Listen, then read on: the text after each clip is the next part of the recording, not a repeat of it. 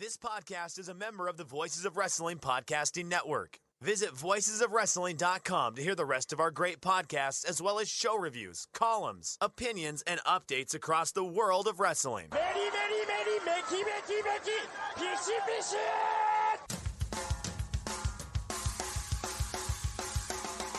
You are listening to the Flagship Podcast with your hosts, Joe Lanza.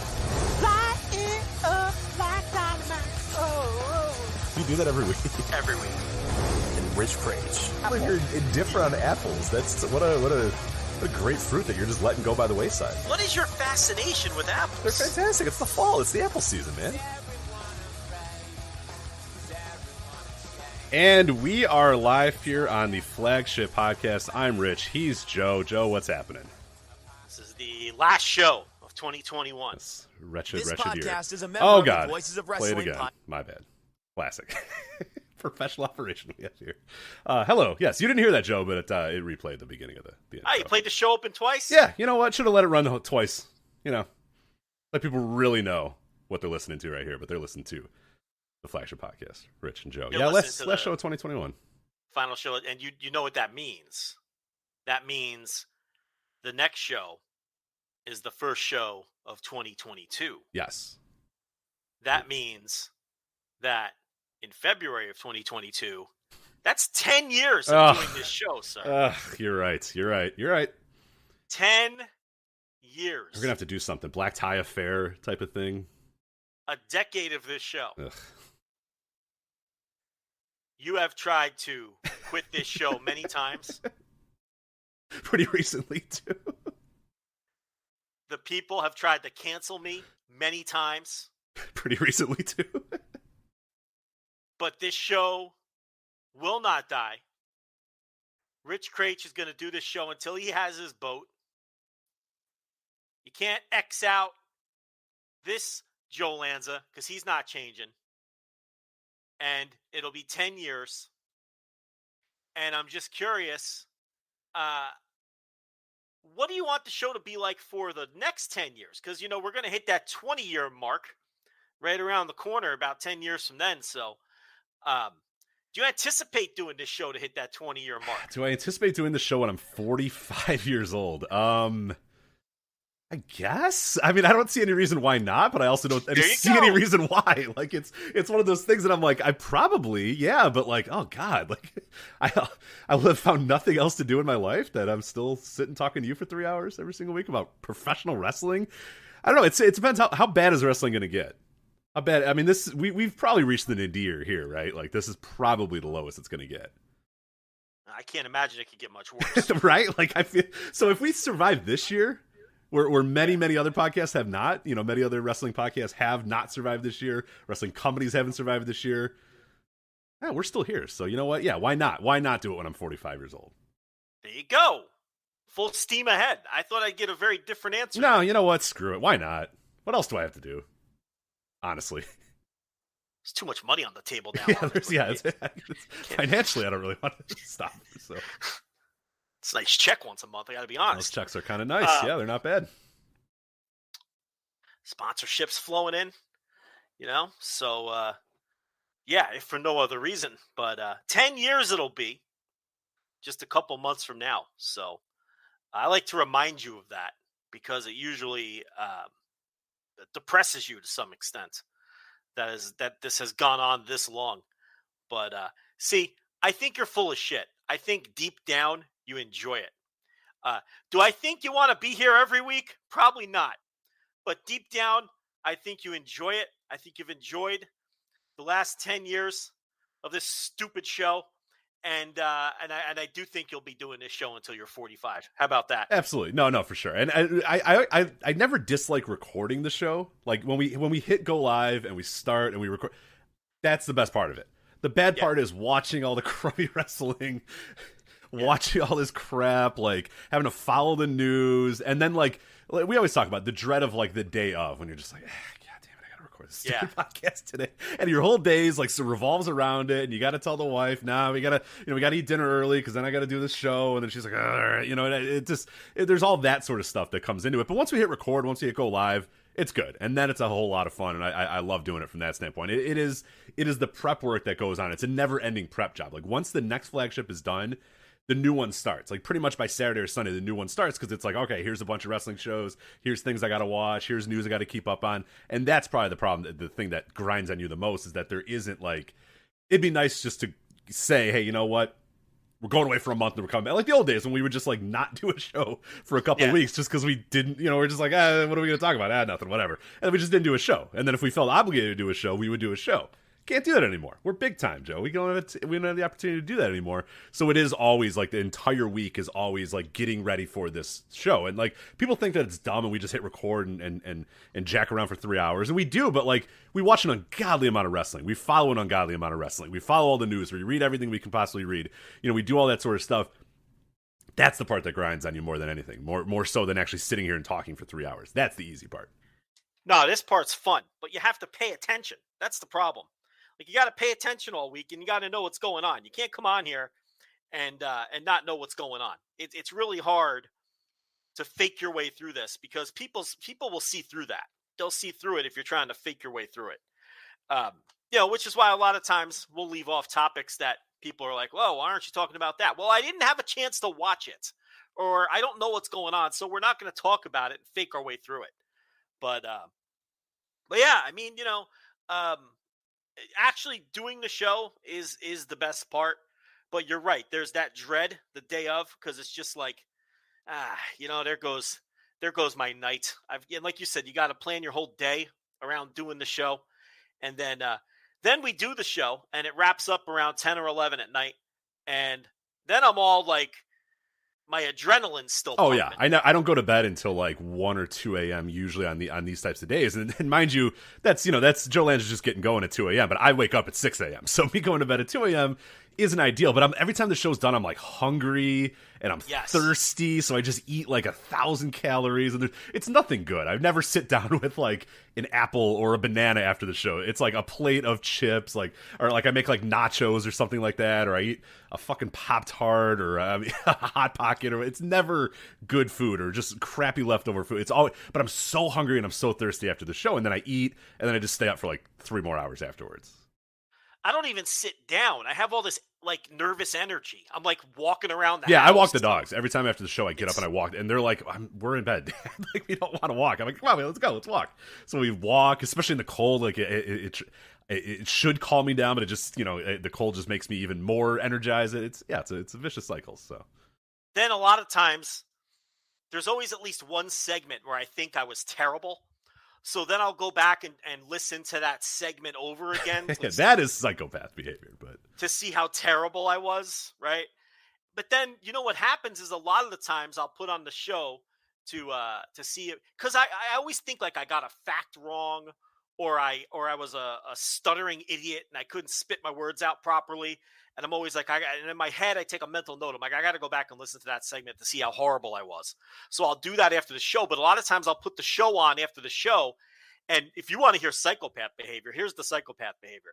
Sometimes I'll put the show on and I'll be like, this show's so good, I'm just going to listen to the whole thing. Like we nailed it. We nailed that Dragon Gate segment. I'm like, wow, if I wasn't me, like I would listen to this show like every week. Like I would never miss this show.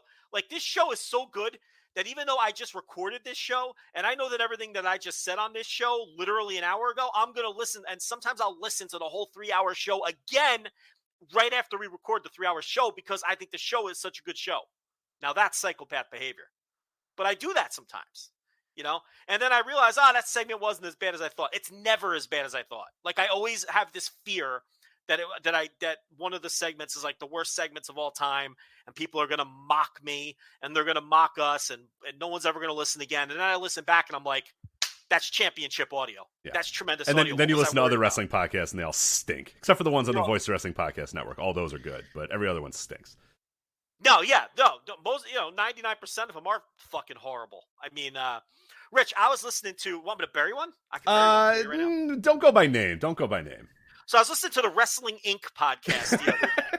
Jesus. It was they were doing their. I mean, the year's done after. So yeah, choose violence. Go ahead, knock yourself out. It was a couple weeks ago actually, and it was one of their Friday night shows, and they were reviewing SmackDown and Rampage. Okay. And it was Glenn. What a bold take. What a bold thing to do is let's review the major shows and talk about them after the show. Yeah. It was Glenn Rubenstein and it was Jimmy Corderas. Oh. And it was and it was a lady named Christy. I don't have any other information for you other than they said that she was a former WWE interview robot. So Christy. Okay. All right. I don't know who the hell she is. Very nice looking woman. Very telegenic, well spoken. She knew her shit. So all I know is her name was Christy. I don't know anything else about her. So they're reviewing the SmackDown, and I had it on as background noise because I was doing some other work. And the SmackDown review was very pleasant, non-offensive, just easy breezy. They're going over the show, and I'm thinking to myself, even Jimmy Corderas, like he was coming across very well. Like it was very unlike his Twitter persona, where he's just very argumentative and he's a takesman. Yeah, he's a takesman on Twitter. Real douchebag on Twitter, and I'm thinking, I'm enjoying some of his takes here. And Rubenstein was directing traffic. He was like the host. Quote unquote Christy, she knew her shit, and they were going over the segments. Now, I thought it was a pretty lousy episode of SmackDown myself, and they weren't going very hard on it. But my whole thing was, all right, they're Wrestling Inc. They're doing a light little review here. They're not going to be like me and you. They're not going to have fangs out. And for what it was, I thought it wasn't bad. Right? I'm like, I would never listen to this again, but this isn't bad. Like then they get to the Rampage portion of the review, Rich. And oh boy, did the claws come out at this point. You would have thought that 3 completely different individuals were now reviewing the Rampage show because they did this light, breezy review of SmackDown, okay, where they didn't criticize anything. And it was a pretty lousy episode of SmackDown. Like they all are. SmackDown's terrible. And then they do this Rampage review, and you would have thought that this was the worst hour of television that you ever that ever aired ever. And then I was like, oh, there's the Jimmy Corderas I know. There he is. Do you know which Rampage it was? It was the Hook debut. And Jimmy Corderas was the only person on earth who gave Hook a negative review for his debut. It was unbelievable. He's like, even the other 2 who ripped on the rest of the Rampage show, even they were complimentary of Hook and were like, oh yeah, that was pretty fucking awesome. Like that's how you debut somebody, whatever. Christy was like, oh yeah, it looked like he's trained well. And Rubenstein was like, oh yeah, that was a lot of fun. Corderas was the only person I've seen that buried the Hook debut. And he was saying things like, this kid's green. He obviously couldn't find the hard camera. He was busy playing to the live fans. And he couldn't find the hard camera. Shut up. And before we all crown him, I'd like to see the kid sell a little bit. And, nothing but critiques out of Corderas. And also on this show, and I found this one hilarious. And every week I meant to bring this up because this was about a month ago. And I keep forgetting. Do you know what the audacity of these 3 people? They had a long discussion because Adam Cole wrestled in the opener of that Rampage, okay? And they had a long discussion centered around why Adam Cole has been a bust in AEW. Bust. I shit you not. And they were acting like this was just a known fact. Like everybody agrees. We all know, we all agree that he's been a bust. Why now has he been a bust? Let's figure. Yeah, that's Like Rubenstein kicks off the segment. They review the match. And then I went to the Dynamite and the Rampage in Chicago. CM Punk was on that show, and Adam Cole got the biggest pop of the entire night. Yeah. A month ago. If you listen to any live review of an AEW show, Adam Cole gets the biggest pop on every AEW show there is. Like, but Rubenstein, they review he goes over the match and then he kicks it to the panel. He's like, all right, so we all know Adam Cole just has not worked out for AEW. Everyone's regretting that move. Cole, AEW, the fans, everyone's regretting. No, that's yeah. Yes, exactly. And we all agree. We all unify. I love this idea that it's just a known thing. I've never heard anybody else say that, but yeah, that's incredible. So the topic at hand, as he pitched it to them, was, So let's talk about this. Why is it just not working out? Why is Adam Cole such a bust in this company? It's time for AEW Cup 8, honestly. Yeah. And I'm watching this on YouTube on my TV, and I'm screaming at the screen at these people who can't hear me. I'm like, what the fuck are you talking about? You people cover this, okay? He's the most over person in every building. On the Dynamite, 2 days before this Rampage, they brought out Adam Cole just so he can go into the ring and do his entrance and the boom thing that he does. And then he walked back and went to the commentary table. He's bust material right there for sure. He's so over that they let him do his full entrance on a show that he didn't even wrestle on. And these three morons are having a full-on segment trying to figure out why Adam Cole has been a bust in AEW. And I'm just like, this is our competition. And they probably do more downloads than us. I don't know, but it's Wrestling Inc. Who knows? Rich, we should be millionaires. Do you understand this? We should be millionaires. This show is so good, and we are so good at this. And we're like two of a half a dozen people on earth who understand how to analyze wrestling. Do you realize that?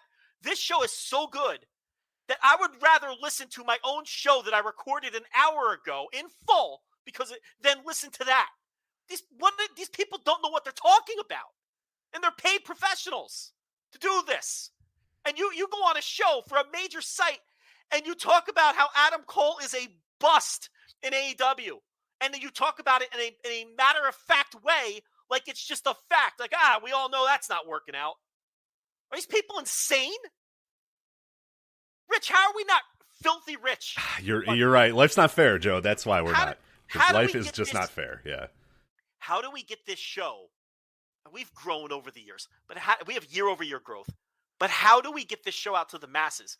Because I feel like if people would just listen to our show once, they would have an epiphany and think to themselves, why the fuck am I listening to Glenn Rubenstein, Jimmy Corderas, and quote-unquote Christie? They don't know what they're talking about. Why am I listening to Rich doesn't want me to name anyone else, so I won't name anybody else. But they have to know that they're all the same. Yeah, you don't have to name them because every other one's pretty much exactly the same. So yes, they're all terrible. They're all the shits. That's what drives me. That's why we got to go forward 10 more years. Because the more ears that get on this show, how can you not listen to over that track? How is that real analysis that's happening by people who are being paid to give it?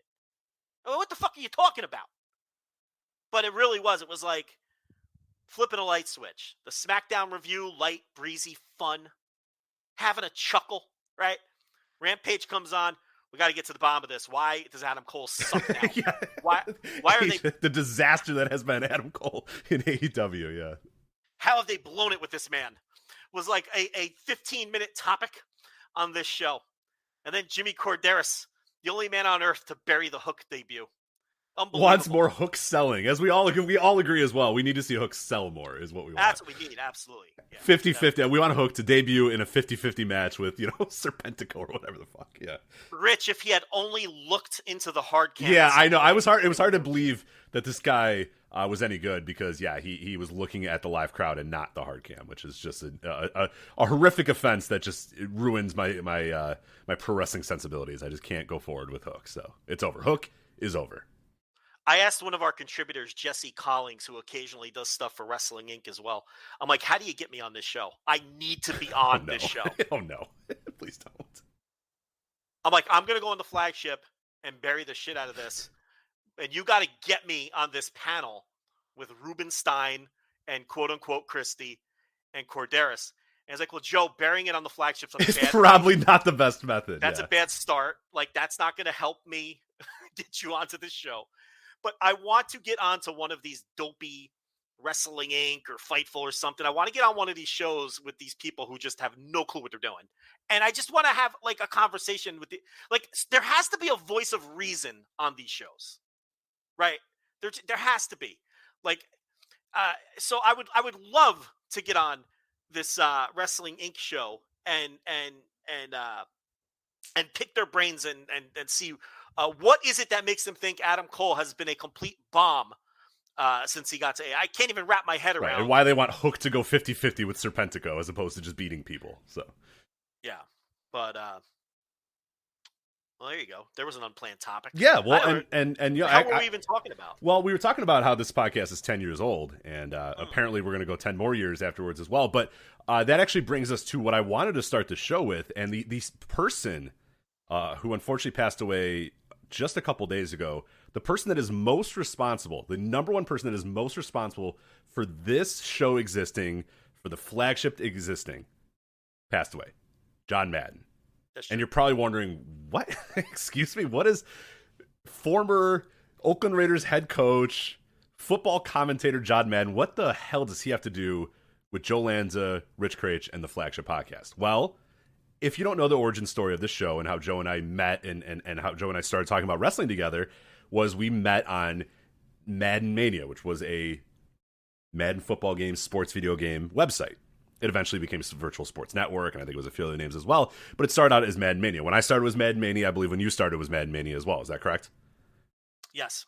So that's how we first interacted with one another, and it was all sports video games, and that's the biggest part of that entire site was, you know, doing online games, doing franchises, doing that sort of stuff. That's what it was all about, you know, sliders, all this sort of stuff. We'll get into a little bit as well, but like it was all about the Madden video game, and that's the reason you were on there. That's the reason I was on there. That's the reason all these people were on here, is because of the Madden football game.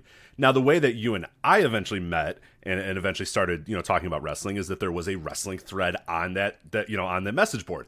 It was one thread amongst 1,000 other sports threads and all that sort of stuff, but it was a very small group of people that loved wrestling and wanted to talk about wrestling, despite the fact they were all in this, you know, sports video game website. So it was me, it was you, it was Larry, who I know is listening to this as well, a few other people that were instrumental in this show even beginning and even starting. And you know, I always said the first people that listened to us, the 5 people that listened to us for like the first half a year or whatever, all those people were from there, because that's this show started as like the wrestling podcast for Virtual Sports Network or whatever, but we don't have to get into all the minutia of that. At the end of the day, all that happened is you and I started talking about wrestling on that board, and then that kind of continued for, I don't know, I mean, I would say I was on that board for, I don't want to say a decade, but maybe, I mean, honestly, I'm trying to think of when I jumped on. I probably jumped on in 2003, 2004, and we obviously didn't start the flagship until 2011. So yeah, 6-7 years or so of doing that. And that directly led to us starting this flagship podcast 10 years ago, and it's directly led to us where we are today. So in a weird way, if not for the Madden video game, I don't know that this show would ever exist. I don't know that I would have ever talked to you. There's other opportunities. Maybe you and I would have met on the, you know, Wrestling Observer board, because I eventually became a Wrestling Observer subscriber. You're a Wrestling Observer subscriber. Maybe we would have met on there. But we wouldn't have had any reason really to cross paths that much on the board, because there was a bunch of other people on the board, everyone else talking wrestling, all that sort of stuff. But really what I was going to say, even more so than that, is I don't know that I would still be a wrestling fan if not for you and Larry and all those other people at the Madden Mania message board, because I had fallen out of favor of WWE, and you guys were saying, hey, watch this Ring of Honor stuff. Hey, watch this Japan stuff. Hey, watch this. You were instrumental in me watching Ring of Honor, and me watching Japanese wrestling, and me watching all this other stuff. That probably would not have happened. And what have probably happened is in 2004 or whatever, 2005, I would have just stopped watching wrestling. I just would have stopped. And we talked about this a couple weeks ago when I talked about Ring of Honor. Ring of Honor is probably what saved my wrestling fandom, because if Ring of Honor didn't exist, and if you didn't tell me about Ring of Honor and Larry didn't tell me about Ring of Honor or whatever, I'm probably just going to stop watching wrestling. So I would have no reason to be on the Wrestling Observer message board. So yes, like the Madden video game and John Madden himself is the reason this show exists. I truly believe he is the most important person in this podcast existing. 100%. There's just no way we would have crossed paths otherwise. I agree. Yeah, I mean, we wouldn't have, because it was all because of that video game. Now, you know, John Madden is, or was, you know, a cultural icon, a true cultural icon, the likes of which coming out of sports. I mean, you know, I don't think it's overstating it when you talk about other living sports figures. I think the only one in his class, I think it's Michael Jordan, and then I think that's the list. Because when you look at John Madden and his career and his sphere of influence is so enormous. He is not only the greatest pro football color analyst of all time, and it's not even close. I don't even believe it's debatable. He's probably the greatest sports color analyst of all time. He was such a famous and important figure calling football games that he became famous outside of football, to the point he's one of the most instrumental people in television history because of that. And then you look at the video game, and at this point, the video game has been around for so long that really anyone under 50, right? Because the first game came out in 1989. The first console version of the game, I think, came out in 1990. 1990, yeah. 1988 is the first one. That's the DOS one. But yeah, 1990 was the first John Madden football. So, I mean, if you're all you have to say is, we don't say NFL 12. We say Madden 12. That's all you need to know about. It still has his name. You know what I mean? Yeah, yeah. It just is. Yeah, it's just Madden. He was on the cover for the first 10 years of the game. There wasn't even a player on the cover. If you're a video game player under the age of 50, which isn't exactly young, the Madden series is instrumental to you as a video game player. And those video games helped cultivate multiple decades worth of NFL fans. Those Madden video games are partially responsible for the NFL having an absolute death grip on not just sports, but American culture. On Christmas, I was just about to point out the Christmas Day ratings. They obliterated the NBA. Yeah. The Packers and the Browns did 29 million viewers. And head-to-head, across the dial, the Suns and the Warriors, about as big a game as you can. Two of the best teams in the league. A potential Western Conference Finals matchup. Yeah. Awesome game. 5 million viewers. Yeah. I mean, just obliterated them. And I'm not crediting Madden 100% for that, but the video game has something to do with the explosive growth of the NFL over the same period. Because that video game created NFL fans. And what's funny is when I was a kid and John Madden was doing NFL games with Pat Summerall, my father would always remind me, he was a great coach. Because I wasn't old enough to remember John Madden as a coach. And my father would always make it a point to remind me that John Madden was a coach of the great Oakland Raiders in the 70s. And now I have to make it a point to remind people who only know him from the video game that he was the greatest color analyst in the history of football. And he changed that genre, right? And the video game has been out the video game is so old now that there's like adults who don't remember when the video game was good. Like that video game used to be great. And it hasn't been great in like 15 years. It's been terrible. Panned by critics. Still sells a gajillion copies. And it's still hugely influential and all that. But the game has been out so long that there's people who don't even remember that the game used to be great. Because the game was great. And ahead of its time. And the first realistic sim on consoles and everything else. And there's people who don't even remember that at this point. But this guy had 3 Hall of Fame careers. He was a Hall of Fame NFL coach. Rich, his record as an NFL coach was 103, 32, and 7. He went to 7 AFC championship games. He won a Super Bowl. And he only coached for, 10 years. Yeah, retired on top, too. Just kind of one day was like, I'm done with this. And left. And bounced. 7 AFC championship games in 10 years. And a Super Bowl win. He still has the highest winning percentage in the history of the National Football League among coaches that won 100 or more games. He won 75% of his games. So he's a Hall of Fame coach. Then he was the greatest television announcer of all time. He's a Hall of Famer in that regard. And then you'd have to put him in any video game Hall of Fame that exists. I don't know if any do. He's got to be first ballot with that. And then as a pitchman and a salesman, and a television pitchman. He was all over television for 25 years. Tough Actin' Tinactin, Outback Steakhouse. You go right down the line. I know he did Ace Hardware for sure. I remember. Yeah. So it's like, this guy had like 3 or 4 Hall of Fame worthy careers. And because of the video game, which is still at the top of pop culture consciousness to this day after his death. He has remained a pop culture icon for 50 years. This man has been a pop culture icon. 50 years. And he will remain one beyond his death because of the video game. It's remarkable. And he didn't play a single down in the NFL. Got injured in his first training camp, didn't play a down in the NFL. And despite that, he's arguably, and I would put him at number one, the most influential person in the history of the NFL. And one of the most influential people in sports, period, in American sports. And as I said at the top, I put Michael Jordan on his level and no one else in terms of influence to both his sport and to culture as a whole, in terms of people that have come from sports. I mean, and it can't be understated. He also changed the way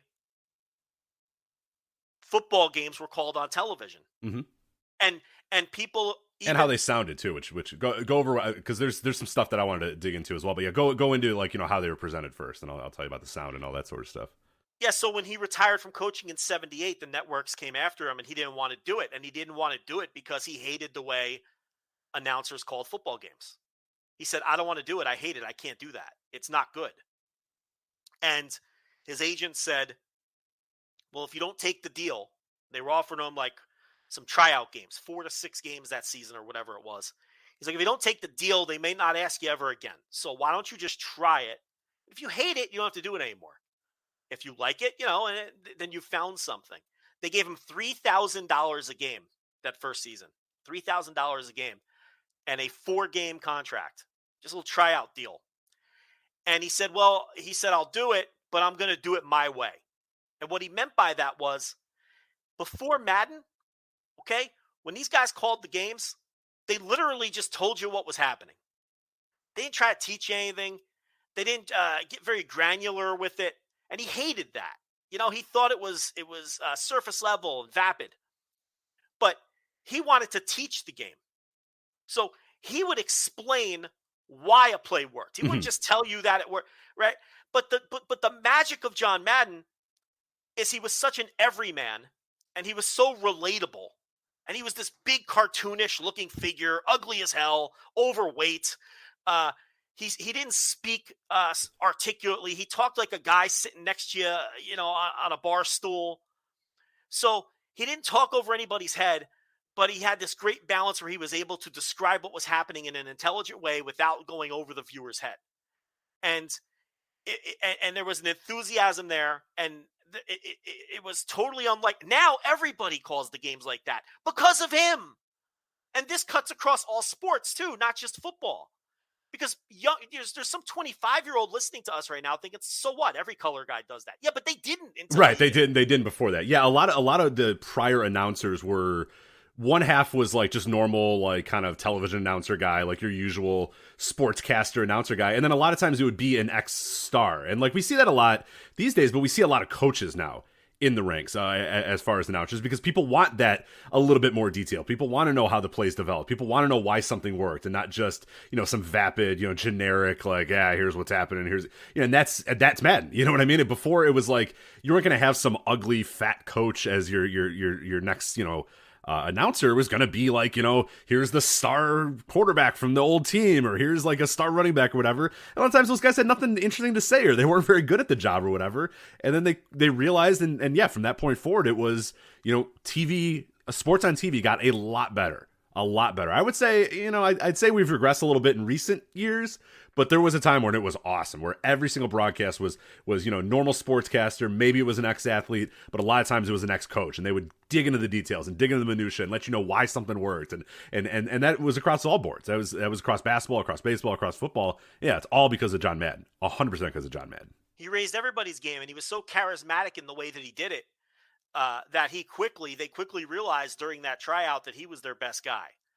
And then they tried him out with Vin Scully, which a lot of people don't realize. This was CBS now. Mm-hmm. They tried him out with Vin Scully and Pat Summerall.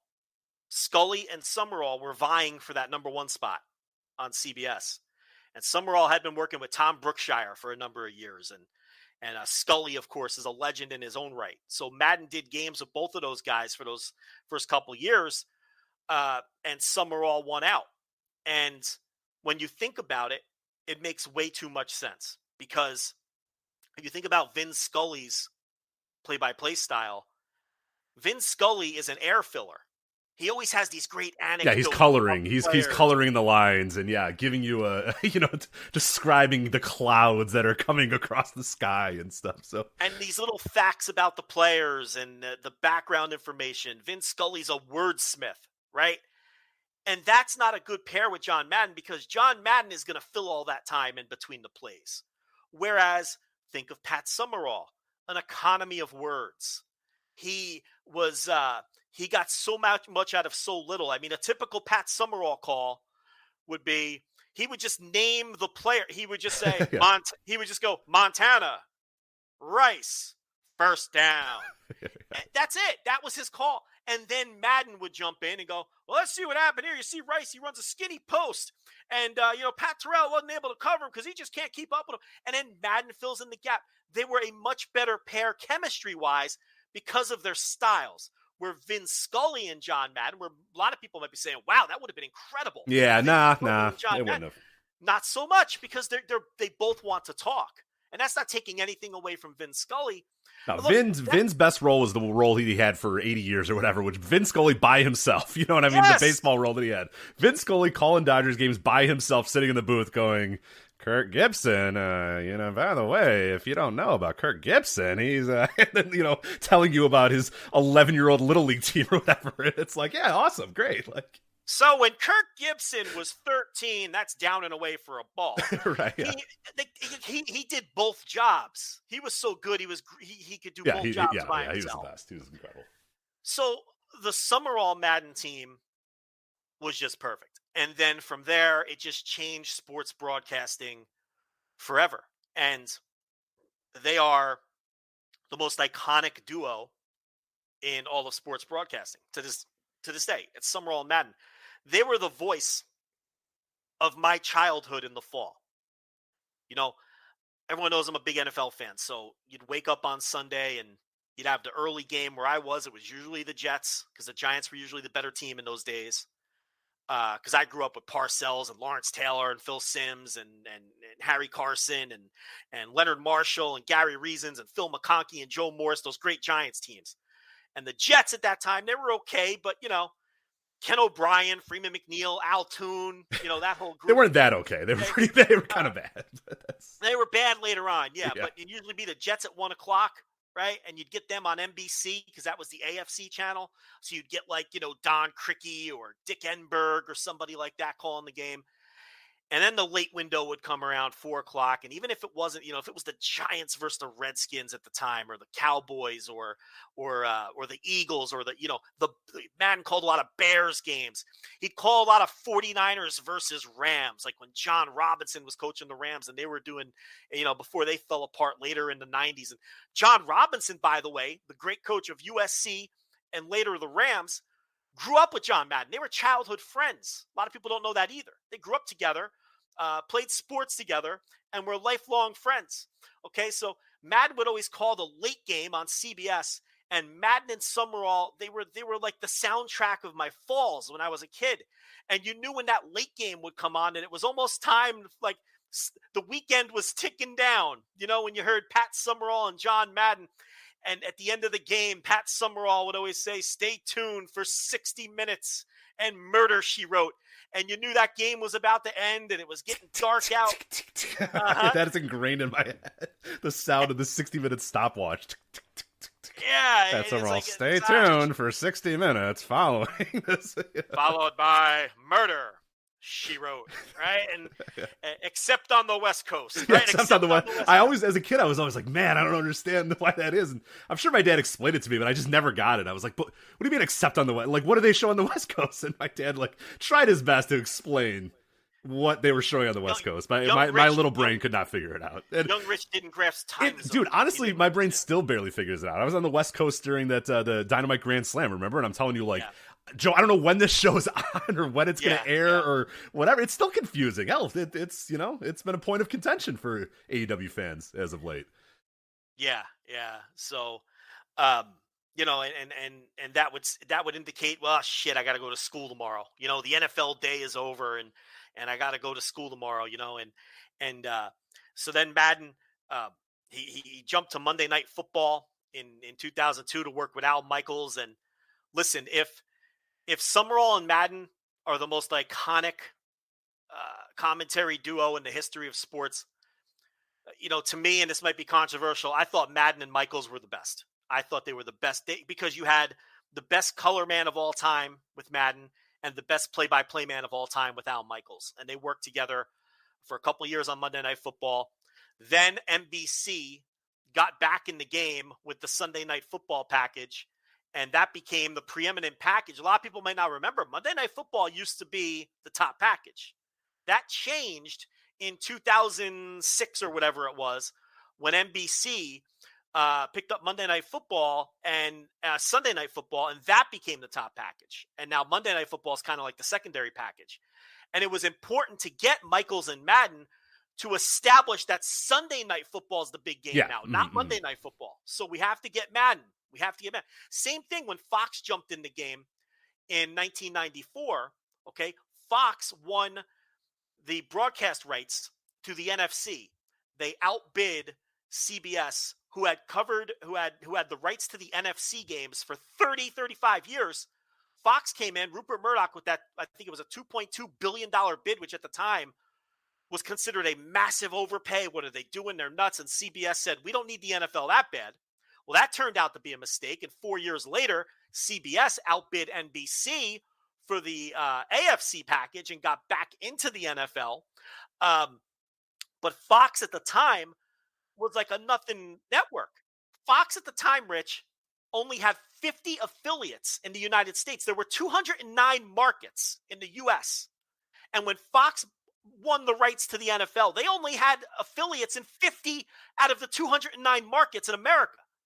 So, yeah, they spent billions of dollars on this pack, but what did that mean? Every market had to get the NFL, had to get Fox because they wanted to have the NFL, Right. So now Fox was in all 209 markets because these markets weren't going to shut their fans out of the NFL. So, and again, to establish themselves, what did they do? You had all these free agent announcers from CBS because CBS wasn't covering the NFL anymore, and they knew they had to get Madden. And there was a bidding war. Monday Night Football wanted Madden. NBC wanted Madden. But Fox knew they had to have him. So Murdoch overpaid him too. John Madden, that first year with Fox, and that first contract he had with Fox, was paid more than any player in the league. Mm-hmm. He was paid more than any player in the league. Yeah. That's how important John Madden was to Fox and establishing them as an NFL entity. And I'm glad you bring up the Fox thing because this is exactly the point. I was talking about the sound of football and the sound of sports on television. So when Fox gets it, and I forget the name of the director, the sports director for Fox, they talk about it. There's a 30 for 30 podcast about John Madden. It's called Madden's Game. This came out a couple years ago, but that's obviously worth listening to right now. And they talk about when Fox got the NFL, they brought John Madden in, and he thinks they're just going to do like a production meeting in terms of like how do you want me to commentate or whatever. And they said, John, how do you want our games to look and sound? And he's just like, well, what do you mean? Like, he's kind of taken aback. And they're like, well, we want you to do, tell us how you want it to do, how you want it to look, how you want it to sound, and all that sort of stuff. And then they said, what we want to do, though, more than anything, is we want the football game on television to resemble your video game. The crashing of the pads, the sounds of the grunts, all that sort of stuff. We want that. We want the camera shots to look like they do in the video games. We want the sounds to sound like they do in the video games. We want to take over and make our broadcast look like the video game, not the opposite. And Madden's thinking, well, no, that's not how you do it. You make the the video game look like the broadcast, so you guys do whatever. And this director, whoever it was, said, no. I think the video game's awesome, and I want our broadcast to look like the video game and sound like the video game. And that's when you start to get in this podcast. They listen. You listen to a CBS broadcast the year before it's on Fox, and you hear, Pat Summerall and John Madden, they call the action. You can barely hear anything. You hear the announcers. You hear a little bit of stuff from the crowd, and that's it. And then they go, okay, this is the first year on Fox. And it's hike. The guy's doing the audibles. He hikes. You hear the crashing of the pads. You hear the grunts and everything like that. And that was like they said. They said the field mics. And they said they went from, CBS had, I don't know, like 4 or 5 field mics. And then Fox had like 400. The whole field was filled with mics. And they said, no, we want it to sound, because the video game, and you go back to the Sega Genesis, almost to a comical degree, the Sega Genesis Madden games, you hike and there's like, it's the guy's crushing and the sounds are awful. They sound terrible, but like, that's what they wanted. They wanted that noise in a sports broadcast.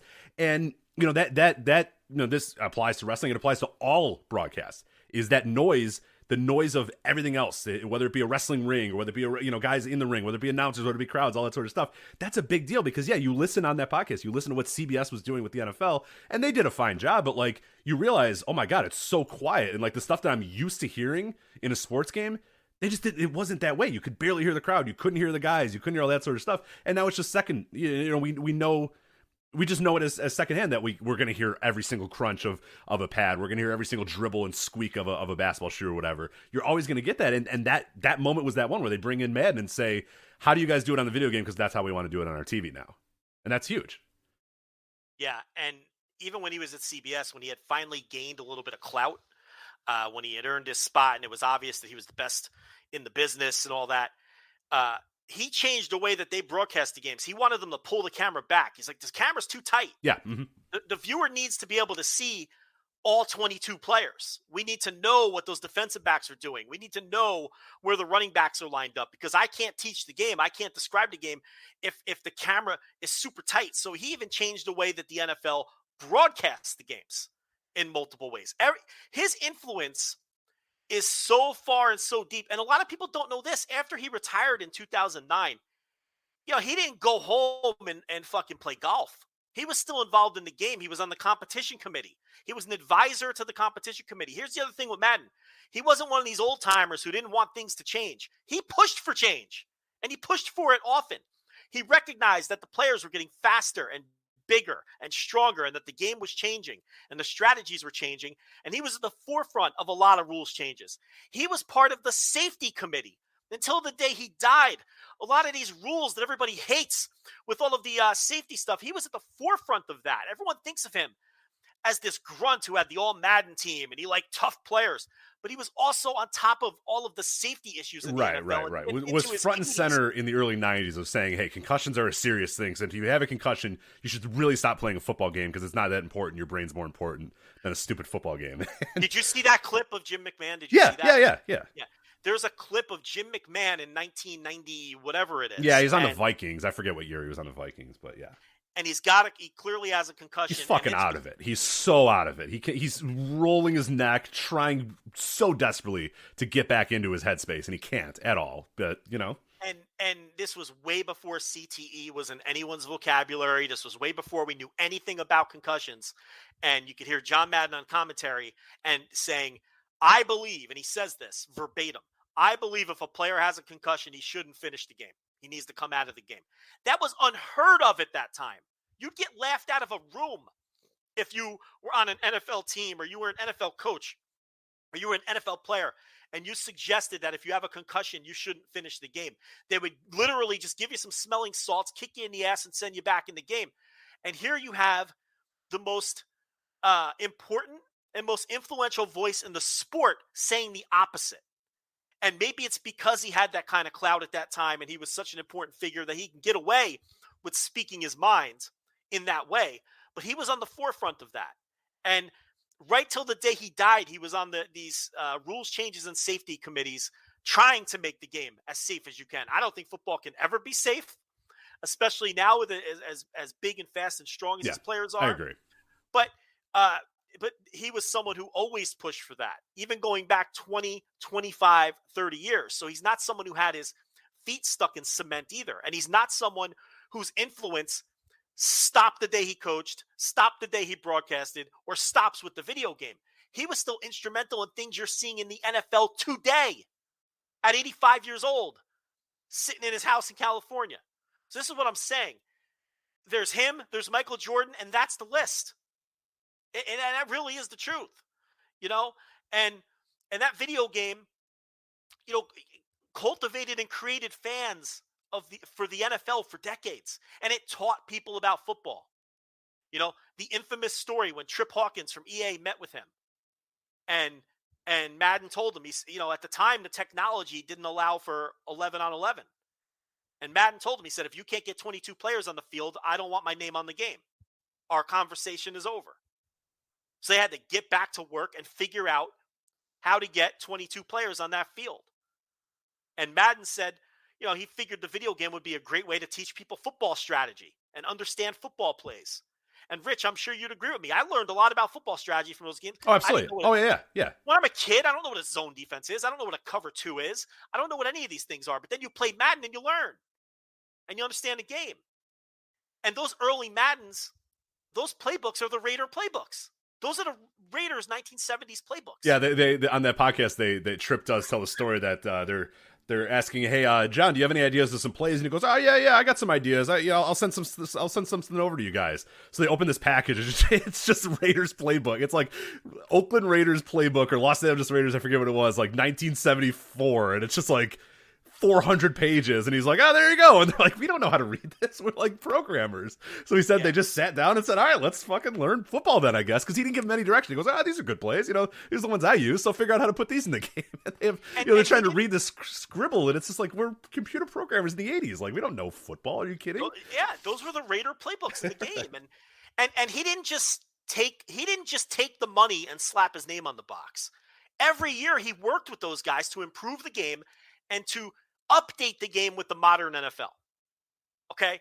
And that's what set him apart from all these other guys who just took the money and slapped their name on the box of these games. Yeah.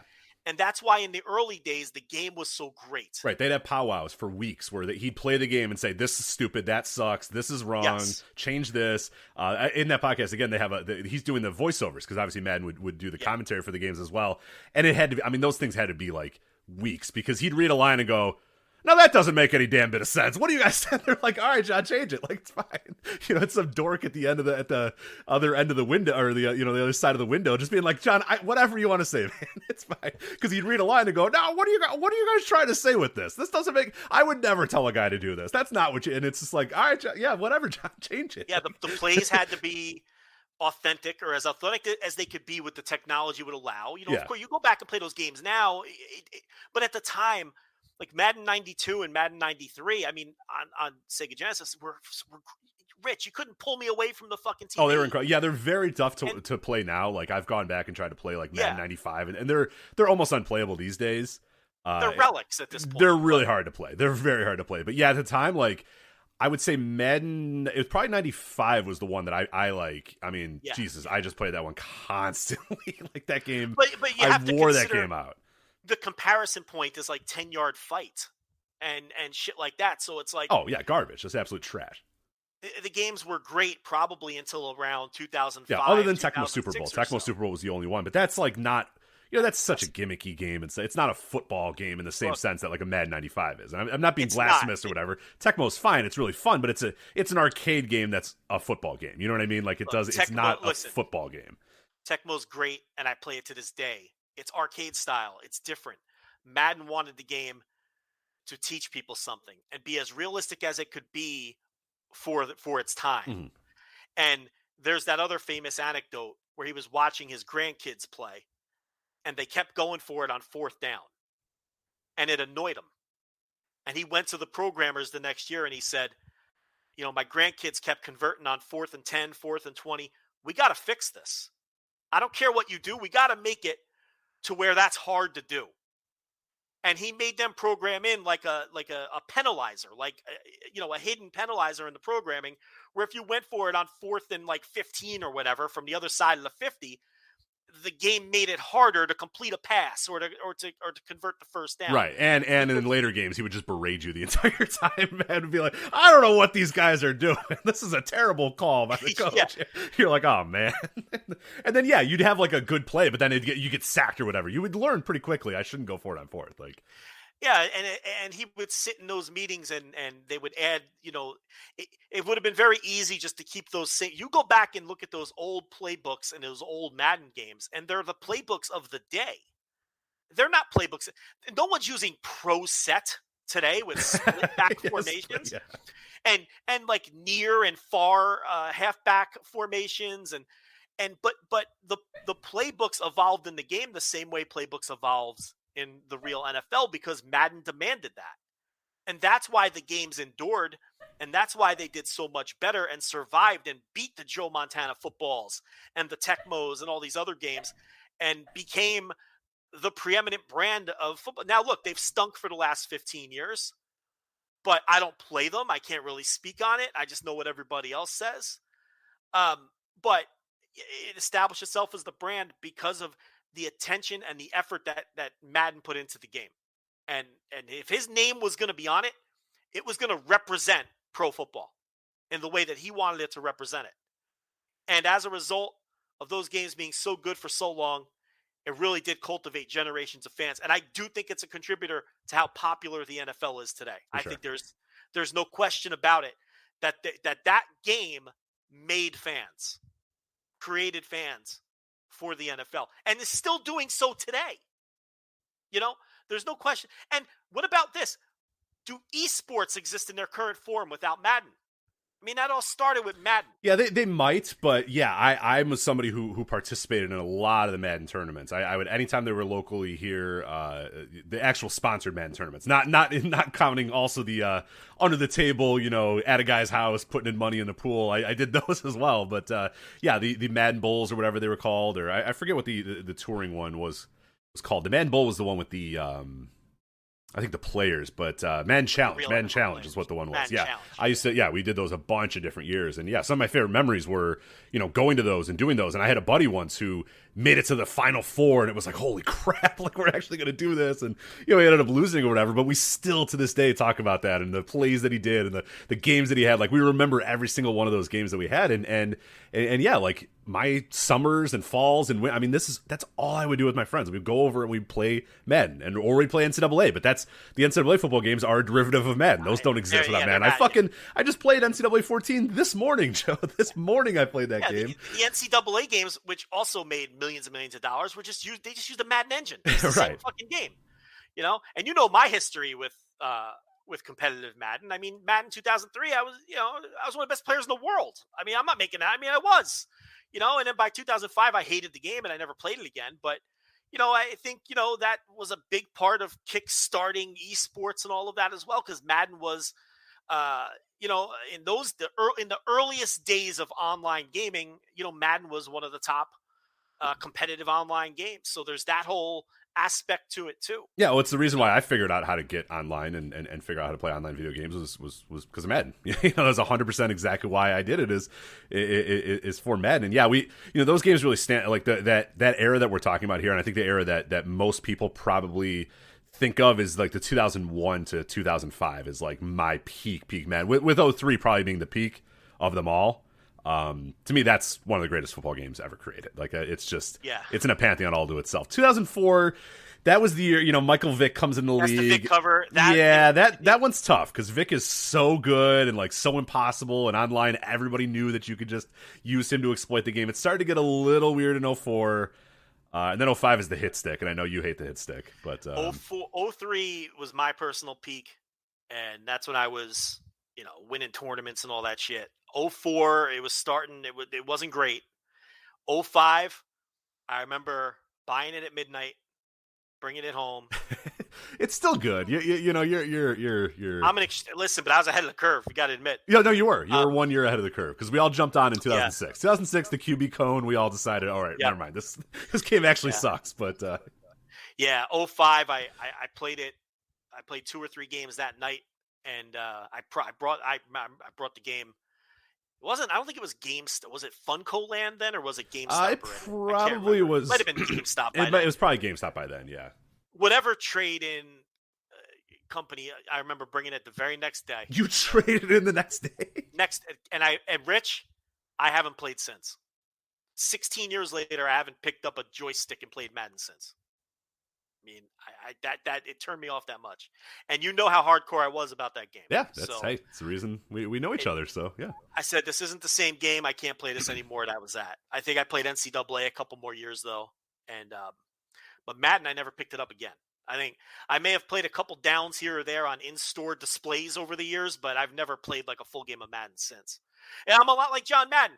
He had a panic attack on a flight in 1980, and he never flew again. Never flew again. Bus, yeah. Took a bus everywhere. He said, if this plane lands and I'm alive, I'm never stepping foot on an airplane again. And he kept his word. He took trains for the first few years, and then as the story goes, they had to get him somewhere quickly. So the network rented him a tour bus, and it was Dolly Parton's tour bus. And he took that ride in the tour bus and said, I need one of these. No more trains. So then they got him a tour bus, and then that became the Madden Cruiser. And he took the Madden Cruiser, for the rest of his career. Never stepped foot on an airplane again. So crisscrossing across the country. And what they would do is because the tech, we're talking late 80s, okay? And the technology wasn't there yet. They had to get him his game notes because sometimes he would do a game in New York and then the next week he had to be in San Francisco or LA, and you got to drive across the country on a bus. It's going to take you a couple days. So this is unbelievable. What they would do is they would fax the game notes and his prep. They would prep his note. They would fax his prep notes to truck stops, and they would stop for gas. And then they would they would fax him his game notes like behind the counter, like of the fucking convenience store in the truck stop. And then he would study his game notes on the way to the next city. Like, because you remember, there's no cell phones, there's no internet, there's no laptop, there's none of that shit. This is a guy who would just get on the bus after one game and drive cross country. And, he had to study and understand. Like, people think that these announcers just show up at games. And no, they have to do prep work before they do these games. They have to know who's on these teams. They have to know the schemes that these teams are running. They have to, the good ones do anyway. And he'd get his notes at truck stops via the fax machine, which I also found fascinating and just incredible how they would find a way to get things done with this ancient 1980s technology. But yeah, never stepped foot on a plane after 1980. Elected to the Hall of Fame in 2006, which was way overdue. Ridiculous. He should have been in the Hall of Fame as a coach the day he was eligible. But, it's this whole thing, during his coaching career until he won that Super Bowl, despite the fact that he won 75% of his games and went to 7 AFC championship games, he was considered a failure until he won the Super Bowl. Because you know how that shit goes. This, championship or bust mentality. But he did end up winning his one Super Bowl. Very innovative as a coach. He was an assistant coach under Don Coryell at San Diego State. Don Coryell is like the godfather of the modern vertical passing offense. Another guy who belongs in the Hall of Fame, by the way. Is he not he's not in the Hall of Fame? Can you believe that shit? Really? Don Coryell is not in the Pro Football Like the man that basically every offense from 1970 till today can thank him, and he's not. Okay. You're watching his offensive schemes every Sunday to this day. He basically invented the vertical. Why do you think the Raiders with Ken Stabler did all that vertical passing? That came from John Madden coaching under Don Coryell. So he learned from Don Coryell at San Diego State, and then he also studied Vince Lombardi. And what John Madden did with those old Raider teams is he combined the two. So he ran all those Vince Lombardi power sweeps with Mark Van Egan and those great offensive linemen. He had Art Shell, and he had like 3 Hall of Fame offensive linemen on that team. Jim Otto at center and Art Shell and all these guys. So they ran the Vince Lombardi power sweeps, and he incorporated the Don Coryell downfield passing game, with guys like Fred Biletnikoff and Dave Casper and Ken Stabler, obviously a quarterback who was an absolute, gunslinger at that position, at that time. And it was this hybrid offense that nobody else was running. In those days, you either ran 3 yards in a cloud of dust, or you were Don Coryell with the Chargers and you had your vertical, but you didn't do both. Nobody did both. Madden said, why can't we have the best of both worlds? And he was a defensive coach. He was a linebacker coach for the Raiders when he got promoted to head coach at the age of 32. which I think he was the youngest head coach in the history of the league until Sean McVay a couple years ago at the age of 30. I think Raheem Morris might have been younger than Madden too when he took over the Bucks a few. But the point here is, 32 years old, head coach, promoted from linebacker coach, and the Raiders were a successful franchise, and Al Davis believed in him and promoted him, and it obviously worked out.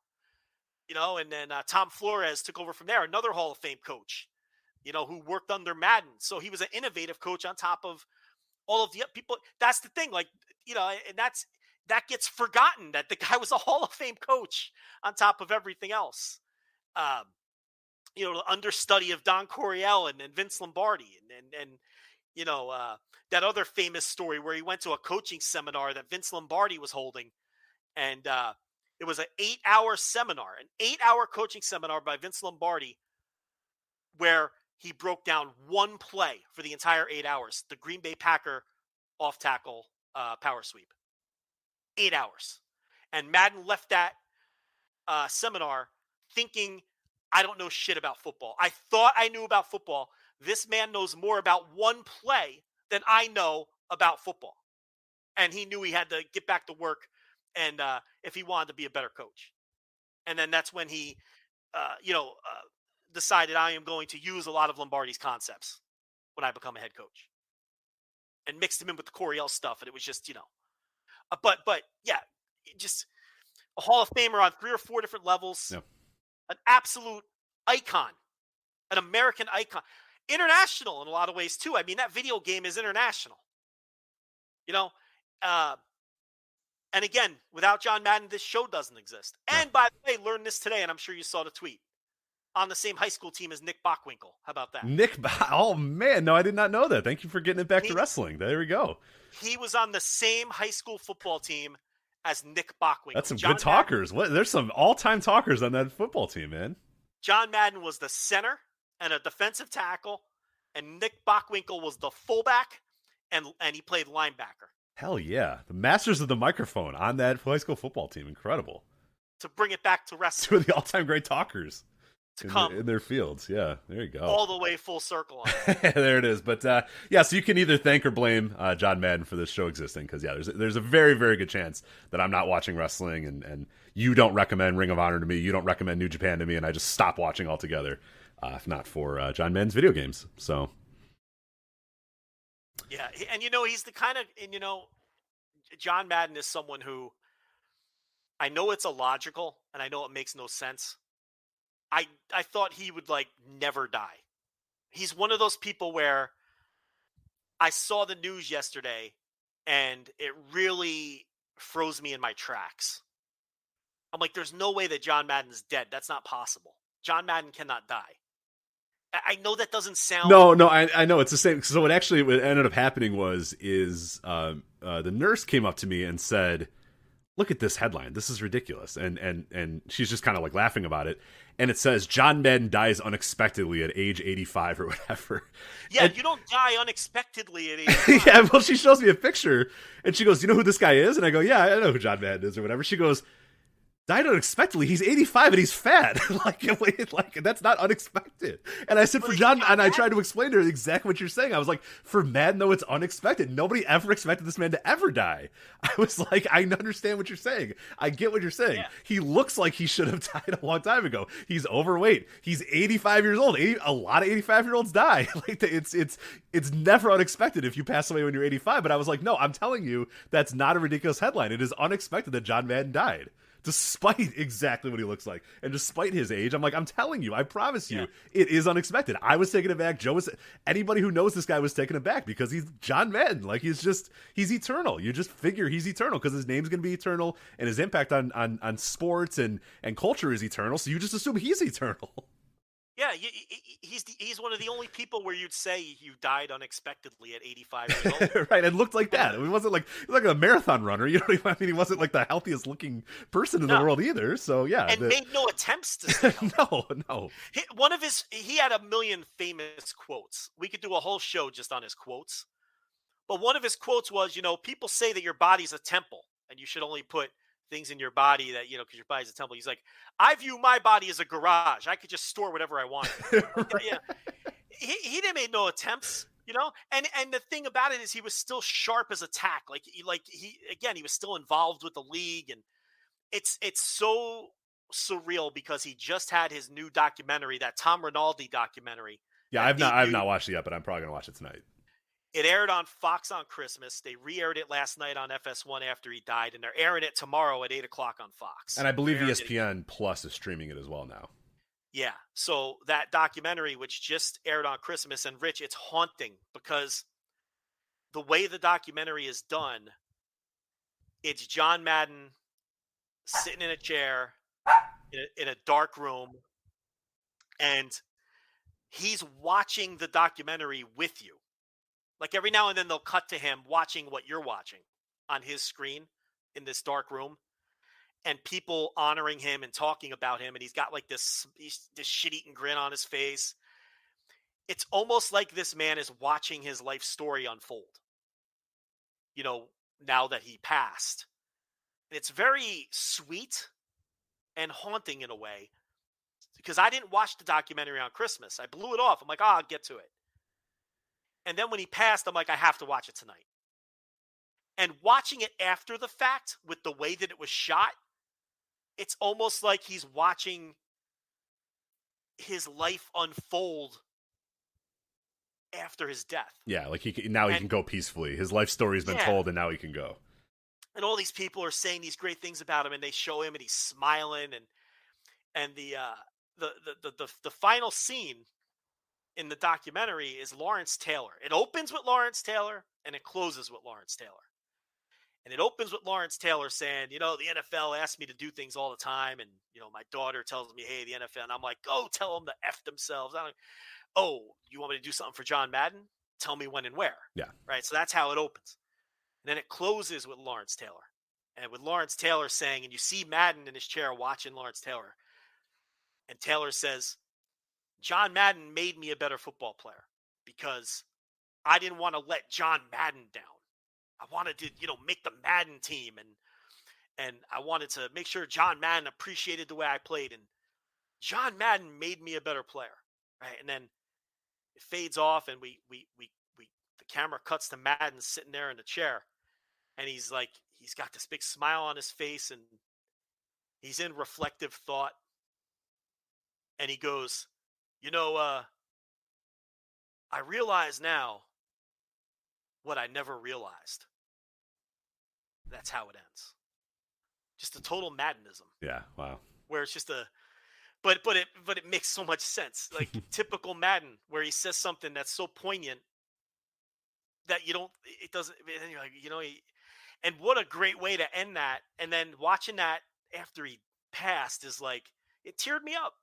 It teared me up.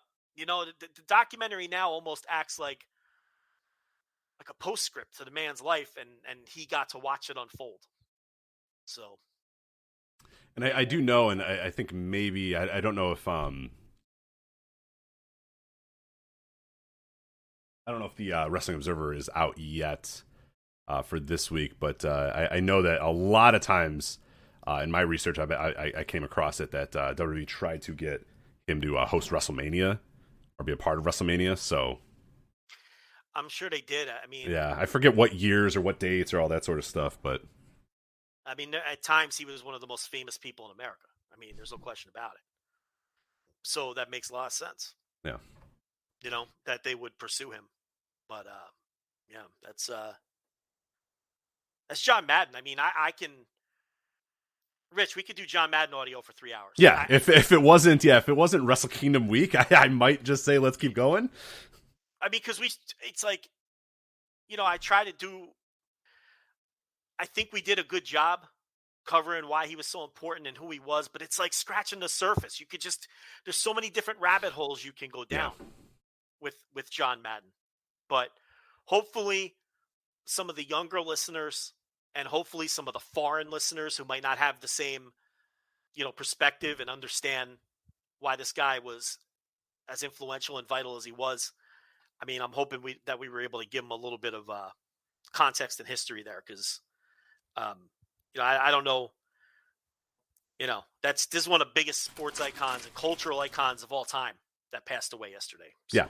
Yeah. Sports TV, sports production, and in turn wrestling is all changed and influenced by him in some way, shape, or form. And it's interesting enough that I don't know if you saw the news today that Keith Mitchell, who's currently the director of AEW's television, is retiring after today.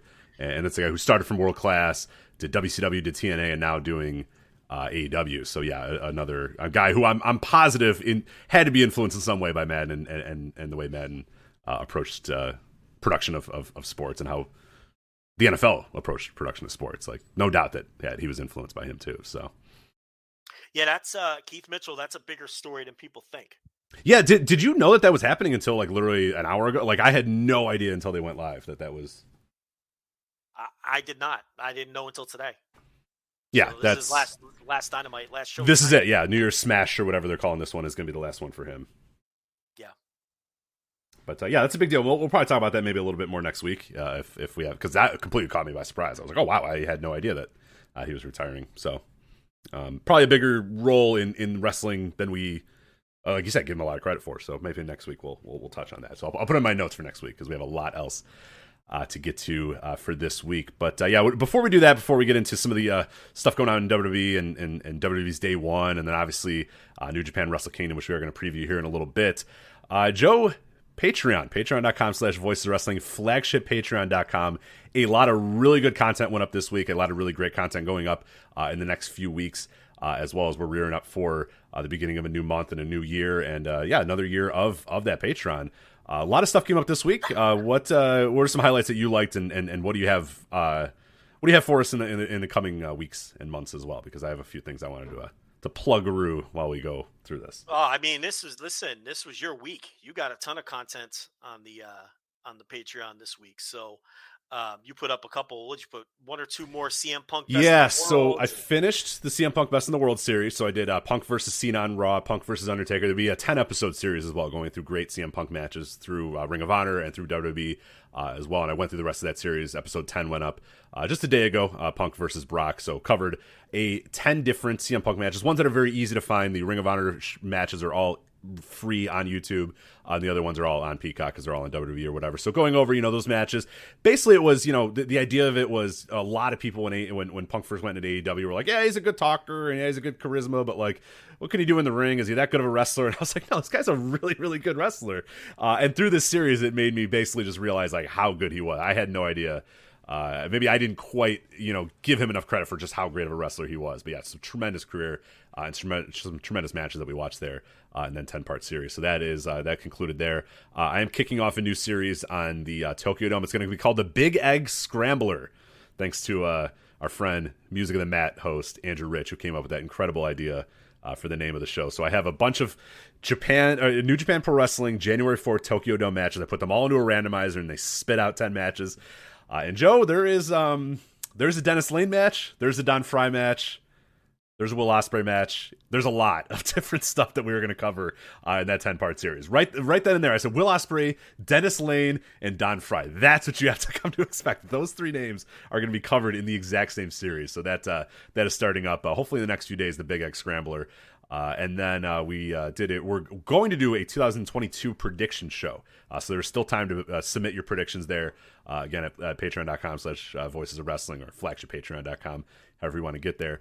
You can submit your predictions now. I'm going to read them on the air, and I will give my thoughts on my chances of that happening or whatnot. What we are going to do, what's always very fun, is we did a 2021 prediction show, so I'm going to read all the predictions that were submitted in 2021 as well and see who was right and who was so very, very wrong as well. So that show will be coming up in the next few days as well. So a lot of really cool stuff this week. Also, a new Fired Up with the Nurse, if you want to hear the Nurse and I read DQ reviews. There's a local Dairy Queen by us that has some really weird reviews. So we decided that we were going to read them. We were hunting for a Dairy Queen. We saw these reviews and said, you know what? We should record a podcast about this. So that is up there. So if you want a half an hour of us basically laughing and reading these very, very odd Dairy Queen reviews, you can do that at patreon.com/Voices of Wrestling as well. Yeah, so as promised, I alluded to this last week.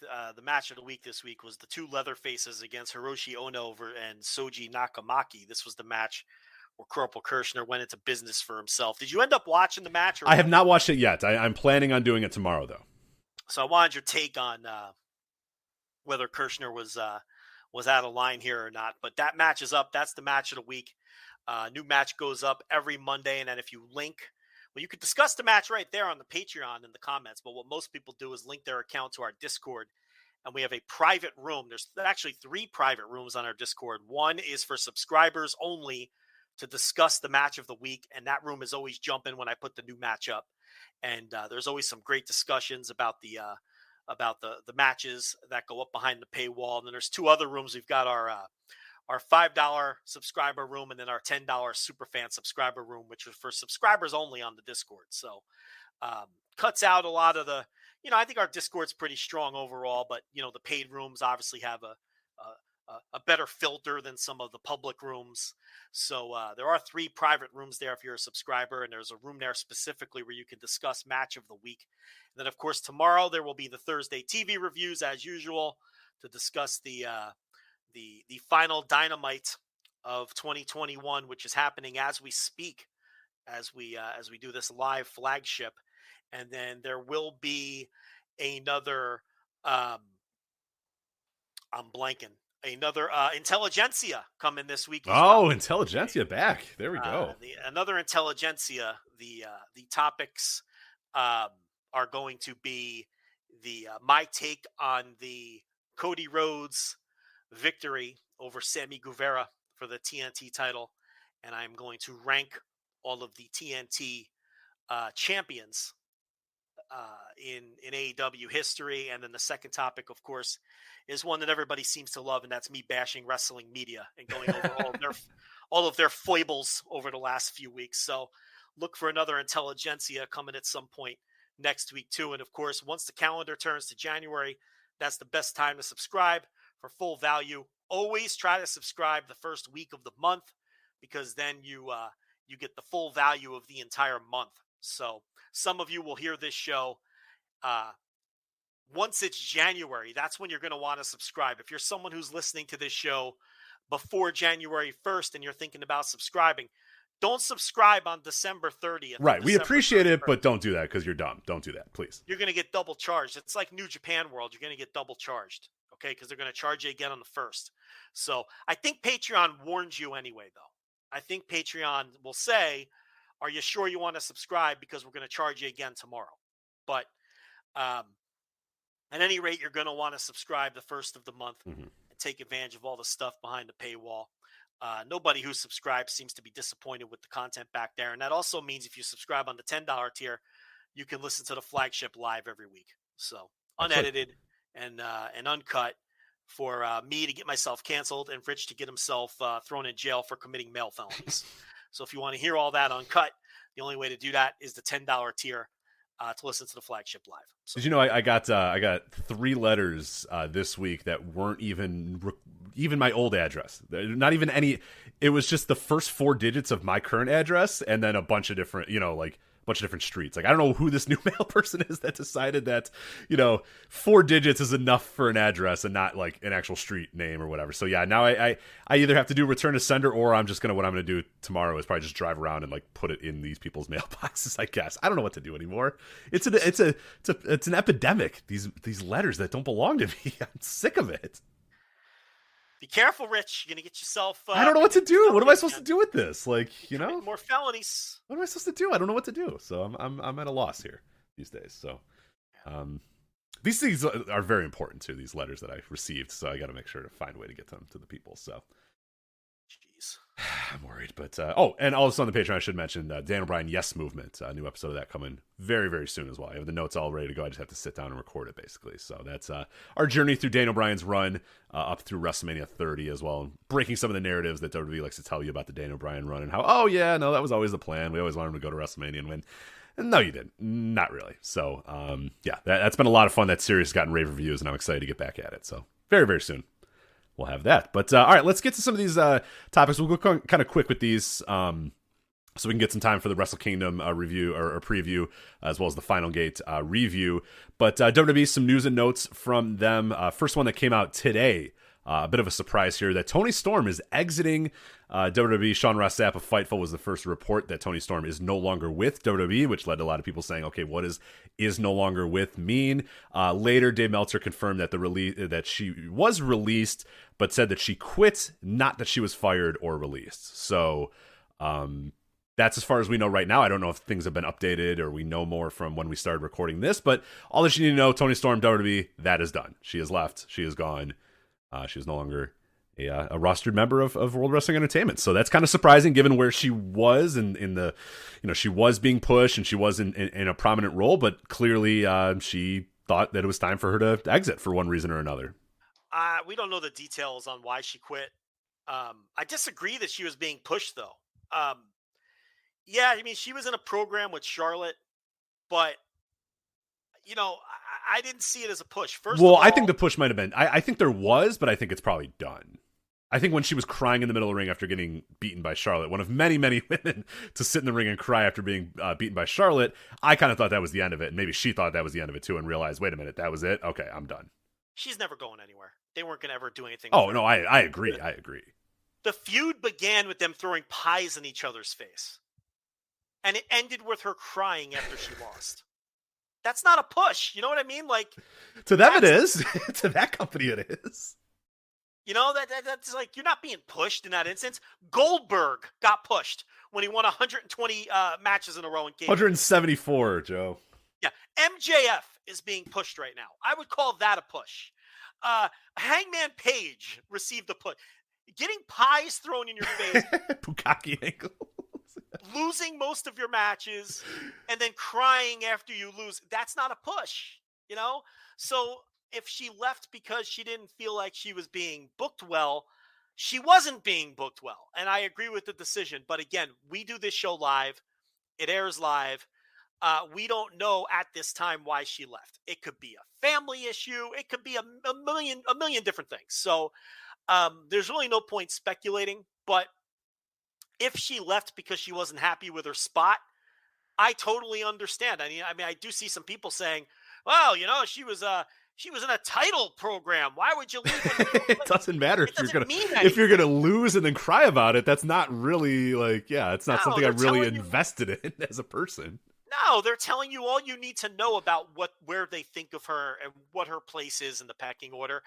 And it's just she's Charlotte's opponent of the month, and she's never someone. It was very obvious by the way she was booked that they didn't see a ton in her. And the thing about Toni Storm, I don't think she's like a super worker, okay, but she does have an undeniable star charisma about her, and the problem is we never saw that on the main roster because she is like Exhibit A in somebody who gets on Raw or SmackDown or comes to WWE and they just have the confidence beaten and sucked right out of them. And it was obvious in the way she carried herself. It was obvious in the way that she promoted. It was obvious in her work that the confidence was beaten out of her. Yeah. Because prior to this main roster run on the indies, okay, I assume with Stardom, I didn't watch any of it myself, but she was pushed there. Even in NXT and NXT UK, that Toni Storm confidence was there, where she comes out of the curtain and you're like, that's a star. Oh yeah, she owns the room. She used to own the room for sure. Owns the room, especially when you would watch her live. I saw her live a couple of times at WrestleMania weekends or whatnot. And she'd come out from the curtain and you're like, that's a star. This is how a star carries themselves. This person hits different when they come out from behind the curtain, as opposed to indie wrestler, number 652 that we saw on the last match. She comes across like a star. Rich, I walked past her in a hallway in my hotel, and she just came across like a star. Not even in front of it. We just walked past each other like ships in the night. And I'm like, oh, there's Toni Storm. And holy shit, she's always comes across like a star. And on the main roster, on this run that she's been on here, none of that was there. It was like she was a different human being. And that's what happens to a lot of wrestlers. They get eaten up on the WWE main roster. And once you have the confidence beaten out of you, you cannot hide that from the audience. That's something you cannot hide. And it becomes obvious. And she just didn't have it. Her promos were a disaster. She didn't stand out in the ring anymore. She didn't stand out on her entrance. And a lot of that, I put that on the company. She was presented different. What was wrong with her presentation before? Why did they have to fuck with everybody's presentation? Everywhere she went. They're a bad wrestling company and they don't know what they're doing. So, Rich, everywhere she went in her career prior to WWE main roster, she became a top star. Mm-hmm. Everywhere she went. Yeah, it seemed like a pretty easy template. Is charismatic woman, decent enough in the ring, owns a room, just, is confident. Keep doing that. Just keep doing that. Yeah.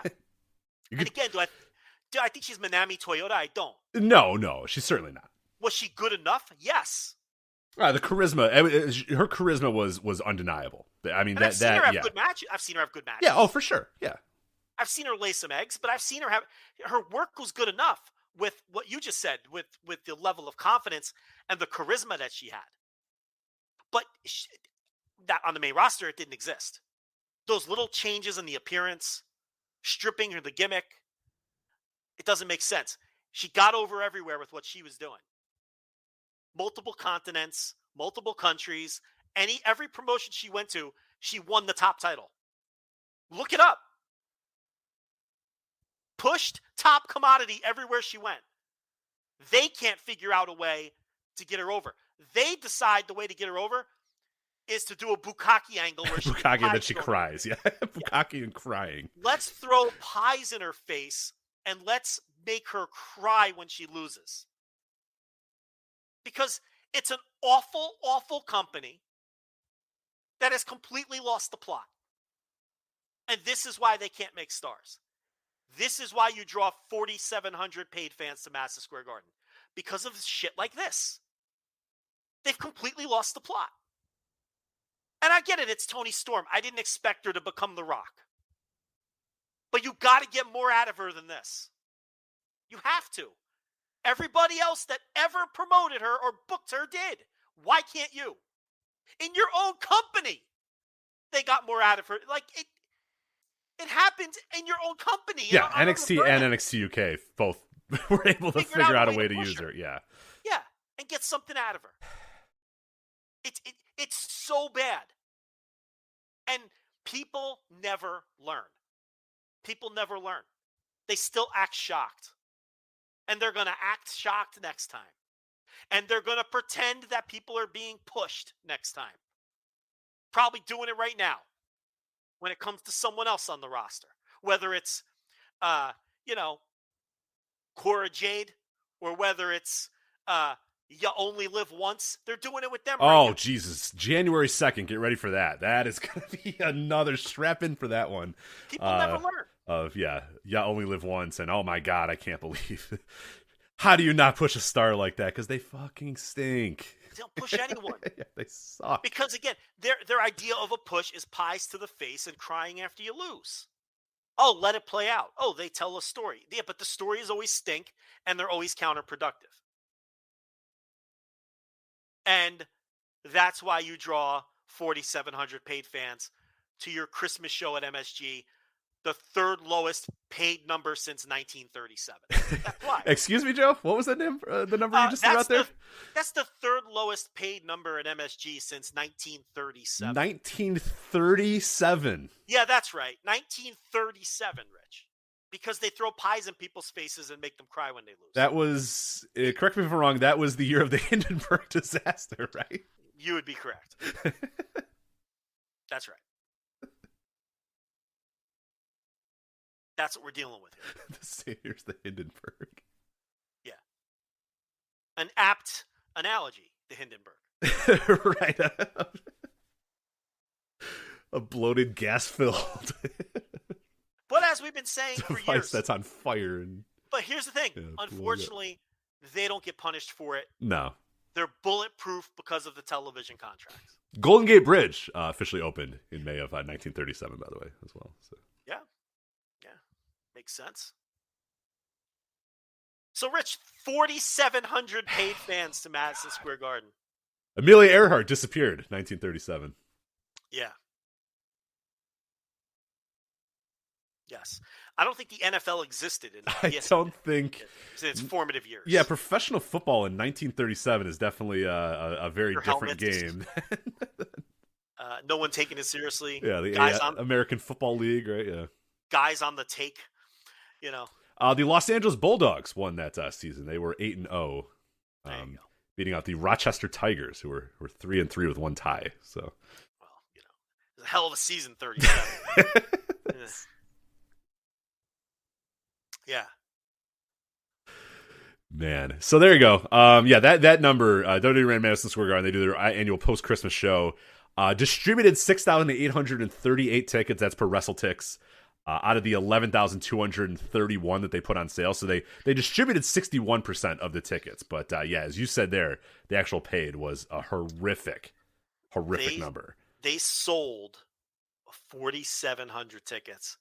They only had 6,000 people in the building because they distributed, what, 6,300 or 6,838. And a lot of those people didn't show up because they're afraid of the COVID. So they had like 6,500 people in the building, 4,700 paid. And it's enough of an indictment that they only offered 11,000 tickets. This is Madison Square Garden. They used to put 20,000 plus in this building routinely. And we're to the point now, we talked about this in September, and it wasn't even this bad. When they lied up to, whatever it was, 13,000, and that was ugly enough. Now they're at the point where they only offer 11,000 tickets in the building. It's pathetic. And it has nothing to do with the COVID restrictions. Rich, how many people were at the Knick game the day before? Oh, I mean, I'm literally watching a Bulls game right now on the TV next to me, and it's completely full. I mean, it's... Oh, but that's Chicago and New York. Yeah, okay. Well, okay, let's do the apples to apples. How many people were at the Knick game 24 hours before the New York Knicks, December 25th, 2021 attendance? Let's see who was at this New York Knickerbockers game. 19,812, 100% capacity for the game. So sell out the night before. So if you want to tell me New York, but kids, kids, children. So yeah, we're going point by point, baby. Yeah. So if you want to tell me New Yorkers are scared of the Omicron or whatever the fuck, did that happen overnight? Because the day before they weren't scared. Also, the tickets were on sale for like months prior. It's not like, yes. They only sold tickets last week and everyone's like, well, I mean, I was going to maybe go to the show, but now obviously with COVID the way it is, I'm not going to go. People weren't buying tickets before this massive, massive outbreak that we just found out about a couple weeks ago. But anyway. Correct. Yes. And New York is not a walk-up town. New York is a get your ticket now because you might not get one town. Yeah, if I'm going to go into town, I better know that I'm going into town ahead of time. Right, because shit sells out. Okay, so you get your ticket when they go on sale. New York, some towns are walk-up towns. New York is not a walk-up town. Well, yeah, I'll let you know I've never once walked up to any non-Chicago White Sox Chicago sporting event. I always buy tickets ahead of time. Never once have been able to walk up to anything, except for the White Sox. You can always walk up to the White Sox. So saying people are afraid of the Omicron, that doesn't fly. Rich brought it up a moment ago. Well, Rich, MSG requires children to be vaccinated. Surely that had some effect. Rich, do minors enjoy attending NBA games? I think that they do. Yes, actually, literally as you mentioned that, they cut to the Bulls game and there's a bunch of children who I believe are also required to be vaccinated as well in Chicago. But yeah, so there are this camera shot of this Bulls game did show some children at the game. So I think kids do enjoy the NBA occasionally. Kids go to NBA games is what we're getting. Yes, kids do attend NBA games. Sometimes. Remind me the percentage of the capacity of the Knick game the day before. 100. It was actually over 100. They actually got 100 more than capacity somehow. It's standing room only for the Knicks Hawks. So literally standing room only a day before, same exact restrictions on children entering the building. Correct. What else could it have been? Oh, I know. It was a Christmas show. Oh, you dummy, of course. Yeah, Christmas. Who goes to WWE shows on Christmas? Rich, what'd they do in 2019? In 2019, the same show, 10,795. How about 2018? 2018, 13,032 fans went to us. So more than like double paid both. Correct. The last 2 times they were there. Okay.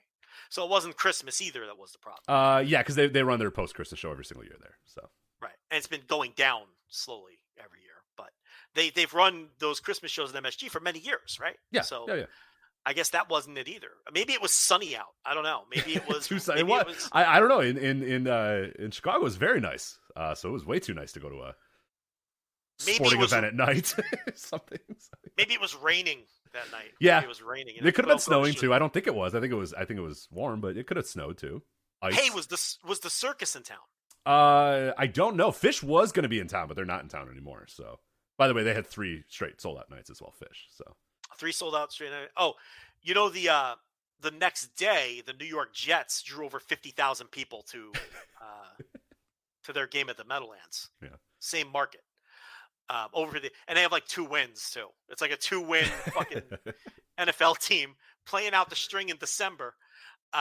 They put over 50,000 in MetLife Stadium, a hop, skip, and a jump from the Garden across the river there in New Jersey. So I don't know. It doesn't seem like New Yorkers are that scared of the Omicron, Rich.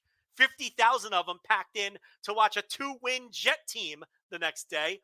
And they were over capacity in the same building the day before for the Knicks. So I don't know.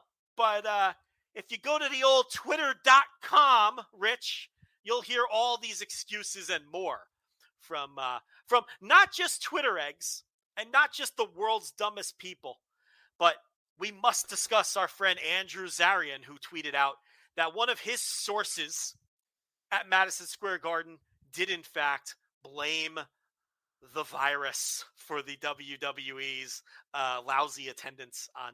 First of all, do you believe that there's an actual source who said that? That's my first question. No. I know you don't like to get in trouble bringing people. I love this stuff right now, though. For sure. I would. Source might be like guy. Like I don't know. Like what level of source are we talking about? Is it like guy who sells popcorn or like the main like ticket office guy? You know what I mean? Like source could be anything. It's a very vague term. And by the way, if a source quote unquote said that, then it's probably the guy selling popcorn or one of the ushers, because that's a terrible, terrible thing. Because Madison Square Garden, as you said, as we alluded to there, was selling out every other event left and right. Fish had 3 straight days. They unfortunately had to cancel that. Knicks, overcapacity Christmas Day. Madison Square Garden, before and after WWE was going to come to town, all had very, very much sold out shows. If a legitimate source that works for Madison Square Garden truly believes that that's the reason that show didn't do well, and they have any power whatsoever, they should be fired. That's what I mean. Yeah, that's why I hope it's just a guy who sells popcorn. Yeah, they should be fired. I can't believe that someone who understands the ticket business would really say that. Now, who am I to doubt Andrew? And I know every time I do this, people listen to the show and then they play tattletale and they go and they get in the DMs and tell people that I was talking. You go play tattletale all you want. That's fine by me. All I ask if you're going to play tattletale is to get what I said correct. Because last time, the little tattletale who's probably listening right now, you didn't get anything correct when you ran to Sean Ross Sapp and told him everything that I allegedly said on the podcast. Right. We had to talk. We had to have a heart-to-heart and say, no, this isn't what we actually said. And then it resulted in, Sean, here's what I actually said. Here's the timestamp if you want to go listen to it. And then Sean Ross Sapp was like, oh, okay, that's not what I was told. Because Sean's little tattletale, who I'm sure is going to do the same thing this time, all I ask is get it right. I'm a big boy. I know if I talk about somebody on this show, a wrestler, someone else in the bit, Rich, what do I tell every person who does a podcast or writes for the site? What do I tell everyone? Yeah, assume everybody's listening. Assume anything you write and anything you say is going to be read or heard by the person you're saying it about. I tell everyone that. Anyone on the site will tell you that, who does audio or writes. And I follow that rule too. I don't say anything on this show I wouldn't say that to these people, because I assume they're going to either hear it or be told about it. All I ask is if you're going to play little tattletale, little DM tattletale games, you get what I said correct. That's all I ask. Don't misquote me. That makes me upset. I don't care if you want to go play tattletale. Because if I say something on this show, I'll be accountable for it. That's fine. I've been doing this 10 years. You don't think I've dealt with this over the last decade? I don't give a shit. I say what I want, but at least get it right. I cannot take being misquoted. That drives me up the wall. That I can't take. But, I mean, look, if someone told Zarian that person's out of their fucking mind. And if they have any power in any capacity, they probably shouldn't hold that job. That's nuts, considering everything else is selling out in that building. None of these excuses fly for WWE. Here's why that show sold 4,700 tickets. Raw and SmackDown fucking stink. That's why that show sold 4,700 tickets. And I don't even want to hear that they're oversaturating the market. They didn't do well in Newark. They have run the market a lot, but they haven't done well with any of the shows other than the pay-per-view. So that can't be the excuse. If all of those other shows did well and this one did poorly, then you could say they're oversaturating the market. But none of the shows in the area are doing well. They have blown New York because the shows stink. That's why. They've done poorly in MSG twice in a row now. And they don't do well in Newark. And they don't do well in Long Island. In a brand new building where they got destroyed head-to-head by a company that's existed for 10 minutes. It's not overexposure either. They haven't burned out the market. No one in the market gives a shit. That's the problem. Because your shows stink. Because you do bukkake pie face angles. That's why you can't sell tickets in New York. Which is a forecaster for everywhere else and has been historically. Houston will catch up, believe me. It starts in New York. This is not good. Well, one show that is, thankfully for WWE, doing pretty well attendance-wise, WWE's Day One show from State Farm Arena in Atlanta, Georgia, which January 1st, obviously, with WWE Day One. That's why it's called WWE Day One. This is apparently a new thing that they're going to do every single year, so get used to this. These January 1st major shows from WWE, and it's a pretty decent card, I would say. I mean, it definitely stands out. Roman Reigns and Brock Lesnar as your main event. Probably the big needle mover there being, Brock Lesnar obviously being there. A big time match, two protected guys, two of your top guys. This is a match that should sell an arena out and should sell or get a lot of eyeballs on Peacock and get a lot of people watching this live. So we'll have to see, what ends up happening with that. But yeah, it's an interesting idea doing the show on January 1st. The competition obviously being, major college football. Competition being just it's New Year's Day and there's a lot of other stuff going on, but it'll be interesting to see what the buzz is and kind of what happens out of the show, and if it's something that they seem committed that this is a thing that they're going to do every single year from here on out. And I don't know, it's a decent tradition if they can make it work. I don't hate it, but yeah, it'll be interesting to see how this first one does. Yeah, it's an interesting idea, and that show the tickets are selling very well. That's going to sell out, isn't it? Yeah, I think it's on track. Let me see what I'll see what the latest in WrestleTix is, but okay, it's doing well. It's doing well. While you're looking that up, the pay-per-views do great. Like they still sell a lot of tickets to their pay-per-views, and the television, it depends on the market. Same for the house shows. Some of the house shows do terrible. Some markets do better than others, especially with the TV. But the pay-per-views, people still want tickets to these pay-per-views. Holy crap! So they're running a WWE Live Holiday Tour show today in Baltimore at the Royal Farms Arena. They distributed in this arena. They distributed 4,850 tickets. 2,513 of those remain. It's awful. Horrible. It's tonight. God, yes. It's terrible. And that's the other thing. They're running these basketball arenas, and they're selling they're putting up they're 4,000 in the Royal. I mean that building, the Royal Farms Arena. That is. I don't know what that building is. Yeah, honestly. I think it's a bigger. It's not a full on major basketball arena, but I want to say it's like a 14 or 15. Let me double check. Exactly. Yeah, they have capacity at around 14 million or 14,000 for that one. So. And they're selling 4,000 tickets. Yeah, it says basketball. For basketball, it's 12,000 for basketball, 11,000 for indoor soccer, arena football type stuff. So, all right. So you do they had a boxing match there in 2019 that got 14,686. Okay, but factor in the setup, take away about 2,000-3,000 seats, right? Yeah.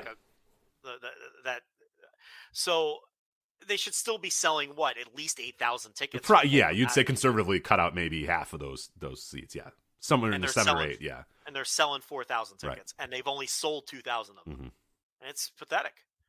I mean, what did you ever think you'd see the day where in Madison Square Garden they put 10,000? Oh, it's MSG, tickets, man. It's the house that Bruno built. Are you kidding? and they're only offering 10,000. The Worldwide tickets. Wrestling Federation. Are you fucking kidding? In Madison Square What's Garden? happening? That's a tradition, that Christmas show. You know, and they sold 47. Rich, 1937. The Hindenburg. The fucking Hindenburg. The Golden Gate Bridge didn't exist. The year prior to that show that we're talking about, the one that had the lowest attendance prior to this one, the fucking Golden Gate Bridge didn't exist. You couldn't get from one end of San Francisco to the other. You know, you had to get on a fucking boat because the bridge didn't exist. The iconic bridge of San Francisco. Do you have the list of shows in front of you? I don't have the list of shows in front of me now. I can get them, and let's see who headlined the other two shows. I want to know what the main events were for the two shows that sold less tickets than this MSG show since 1937. Let me see if I could pull that up. Yeah, I don't have those in front of me, unfortunately. So I can grab it. Hold on. That would be the December. What's the new Observer? Where's the? I can never figure out the Observer dates. It ruins my brain all the time. So confusing. Let me get this list of MSG shows here. Would you want me to run down this WWE Day 1 card while you're doing that? Because I have Yeah. no strong thoughts about pretty much any. I have strong thoughts about 2 of the matches, and then some. Most of the others we could just rifle through as quick as possible. So I'll run down the card real quick, and then we'll talk about the ones we actually have thoughts on. So WWE Raw Tag Team Titles, RK Bro. One of them says Bro. One of them does RKOs. It's RK Bro. They're defending the titles against the Street Profits. Drew McIntyre versus Madcap Moss, who was recently embarrassed via eggnog, because that's hilarious. That happened on a recent episode of World Wrestling Entertainment Television. WWE Raw Women's Championship, Becky Lynch defending against Ya Only Live Once, the velvet painting of a sad clown. Edge versus The Miz. We'll talk about that one a bit. That's the one I have some thoughts on. WWE SmackDown Tag Team Titles, the first time ever matchup, I'm assuming here. The Usos versus The New Day. I believe that has never happened before, so that'll be fun to watch. WWE Championship, Big E, Seth Rollins, Kevin Owens, Bobby Lashley, Fatal 4-Way. And then the main event, as we said, Universal Championship, Roman Reigns defending the title against Brock Lesnar. I can't believe they're doing Usos and New Day again. They've done that before? I mean... You're sure? When? Even the most hardcore... When? Tell me when. Like, even your like... Roman Reigns, Liv Morgan, Avatar people, they have to be sick of that, right? They gotta be. Yeah, there's no justification for like actually anticipating a New Day Usos match, other than just you're an idiot. You're just a clown. Like, there's no way. Come on. I remember loving the feud that they had in like 2017. Yeah, it was great. They've had great matches together.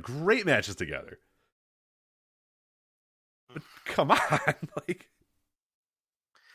I thought Dave had this list in the Observer, but I can't find it. I think maybe he's putting it in this week's Observer. Maybe I misunderstood. Okay. Like the Observer that's coming out. Oh, I see. Yeah. Because in the last week's Observer, the show hadn't even happened yet when he wrote about it. He said it's at 5,750, which is really bad, because the Christmas shows usually do 14,000, blah, blah. All right, so I guess this week he's going to list out all of the MSG, the worst drawing MSG shows since 1937. All I know is it did 4,700 paid, and it's the third worst number since 1937. If we remember next week, or if we're still interested, because we might not even be interested in the topic anymore, I would like to look at the two shows that did worse and see what they were.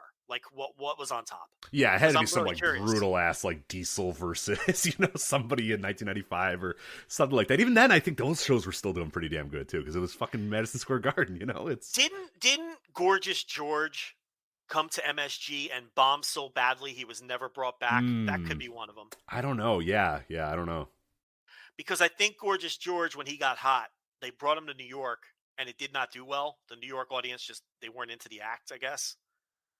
And I'm just I could be misremembering this, and I think I'm trying to think of the most brutal times, but I guess even like the Diesel run was still like doing pretty good in MSG because it's Madison Square Garden. That's what he mean. That's what I mean. How it's so unique that this company, it's just synonymous with that arena and that region that it's just unheard of. Yeah, that we have to go to Gorgeous George to think, what was maybe the worst time in this arena before? It was Gorgeous George. You know what I mean? Like, that's ridiculous. Unbelievable.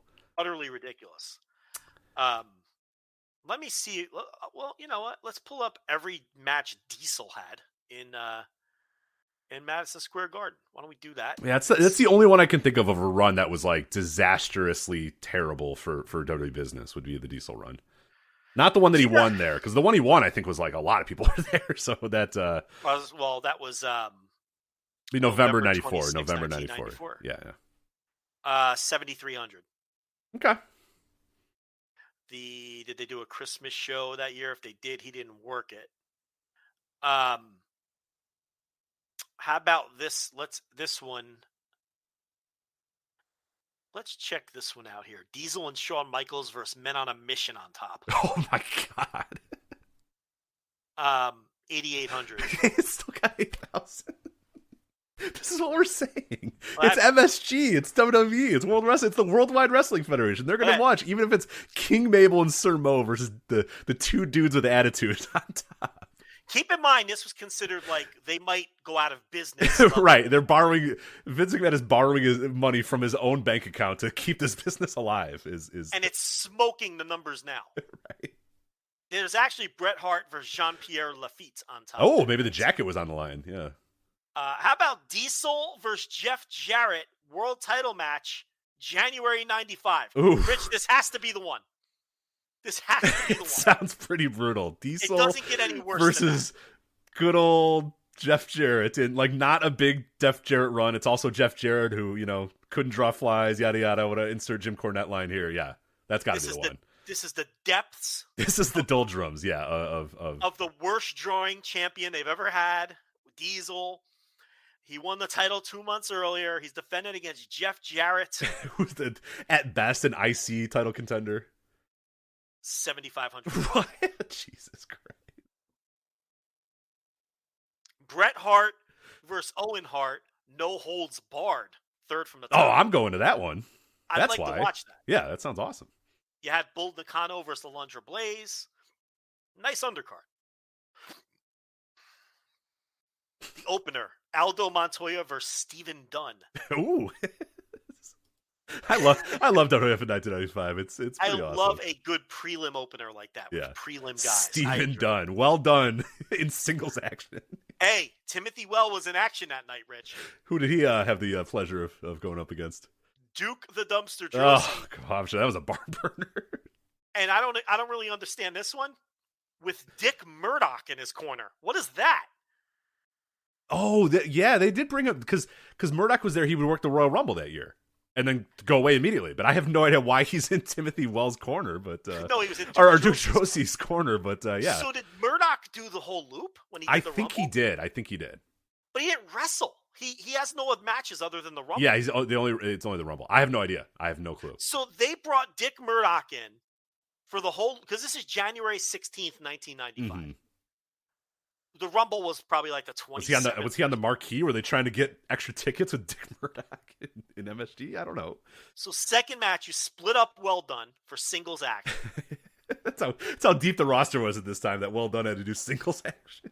Yeah, Steven Dunn is dropping an opener to Aldo Montoya. And then Portuguese Man of War, Aldo Montoya. That's right.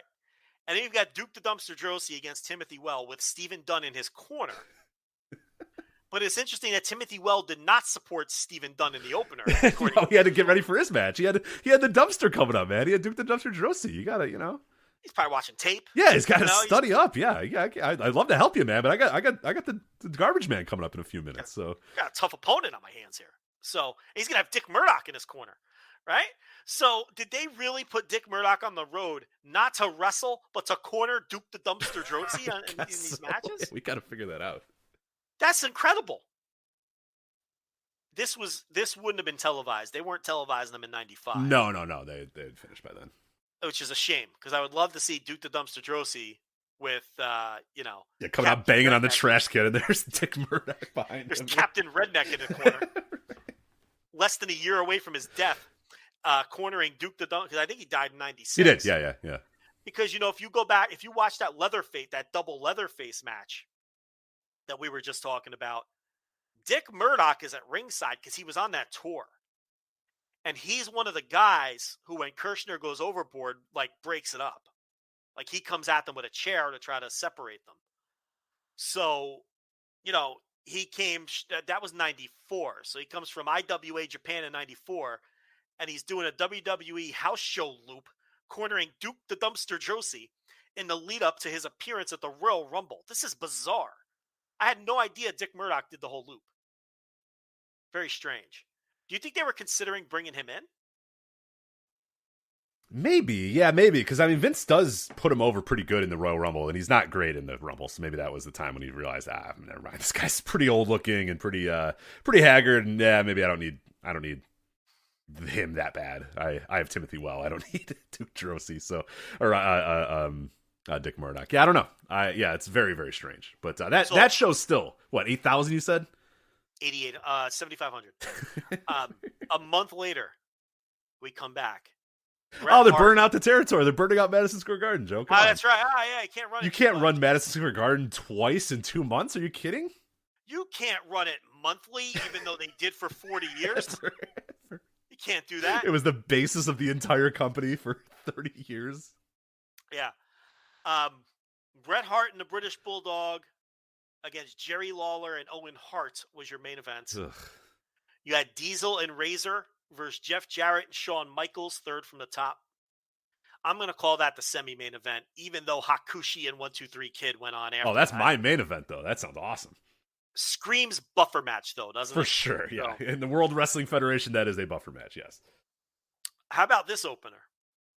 The Heavenly Bodies versus Techno Team 2000. Hell yeah, Chad baby. Fortune and Eric Watts. Anyway, this Chad show, Fortune, who I think we might be able to get on the show pretty soon, by the way. So I've told you the story that my boss knows Chad Fortune, right? Yes. I said, do you think he would do a wrestling podcast? He's like, sure, he'd love to. So, well, that'll put butts on the seat. So get ready for the big Chad Fortune interview that we're going to do pretty soon. So you're like, well, Joe, he's not going to do it now. You just buried him. Anyway, that show did 15,000 fans. 15,000. But they burned out the territory, Joe. They just ran last month. Are you kidding? There's no way.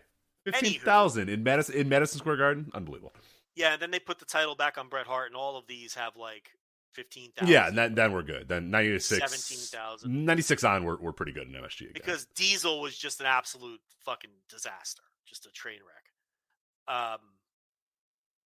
Yeah, all these Diesel. Well, no, here you go. Here's 7,000 for Undertaker, Bret Hart. Yeah, so even at the depths of 1995, you can't find lower than the 6,700 announced for the show the other night. Not good. No, it's a great way to put it. WWE Day 1 also not looking great. A bunch of the matches I don't really care about whatsoever. Becky Lynch versus Liv Morgan. Get the Twitter machine ready on Tuesday or on January 2nd, because a lot of people are going to be big mad when Liv Morgan loses to Becky Lynch. Well, even if she wins, it doesn't mean anything. No. That's the thing. Well, then we'll do that. We'll do the exact same cycle that we always do. Oh my God, she deserves it. Oh, they just created a star. Yada yada yada. And then she'll lose, and then she's not winning though. She's losing this match for sure, right? I don't know. Is that what you think? Is that the feeling? I think so. The feeling I have is that she's losing, but who knows? I guess. I mean, it doesn't matter. Yeah, who cares? It doesn't. We'll do the thing where everybody tricks themselves and all the dumb idiots say, "Oh my God, what a star-making performance! They have the next generational star in this company." And then 3 months later, she's not doing anything, and we'll do the that whole... TV match wasn't any good. No. I mean, I wouldn't. Would you give her the? I'd stick with Becky Lynch for now.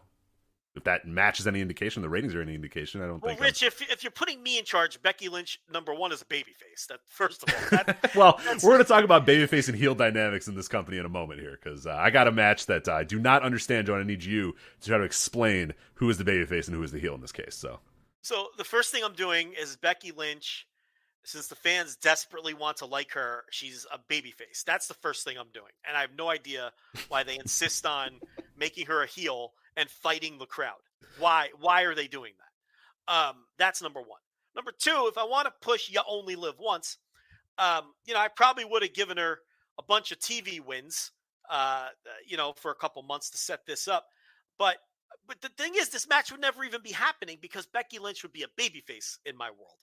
She wouldn't be a heel. And nobody wants to be a heel.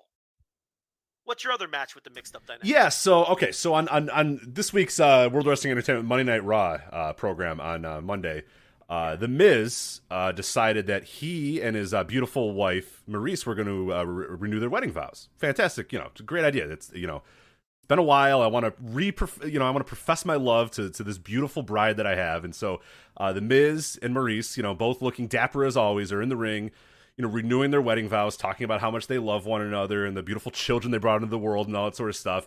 And then Edge comes out. The Edge comes out, and he douses them in black blood thing. It's a brood. He gave him a brood bath, as we all know, the famous WWE brood baths.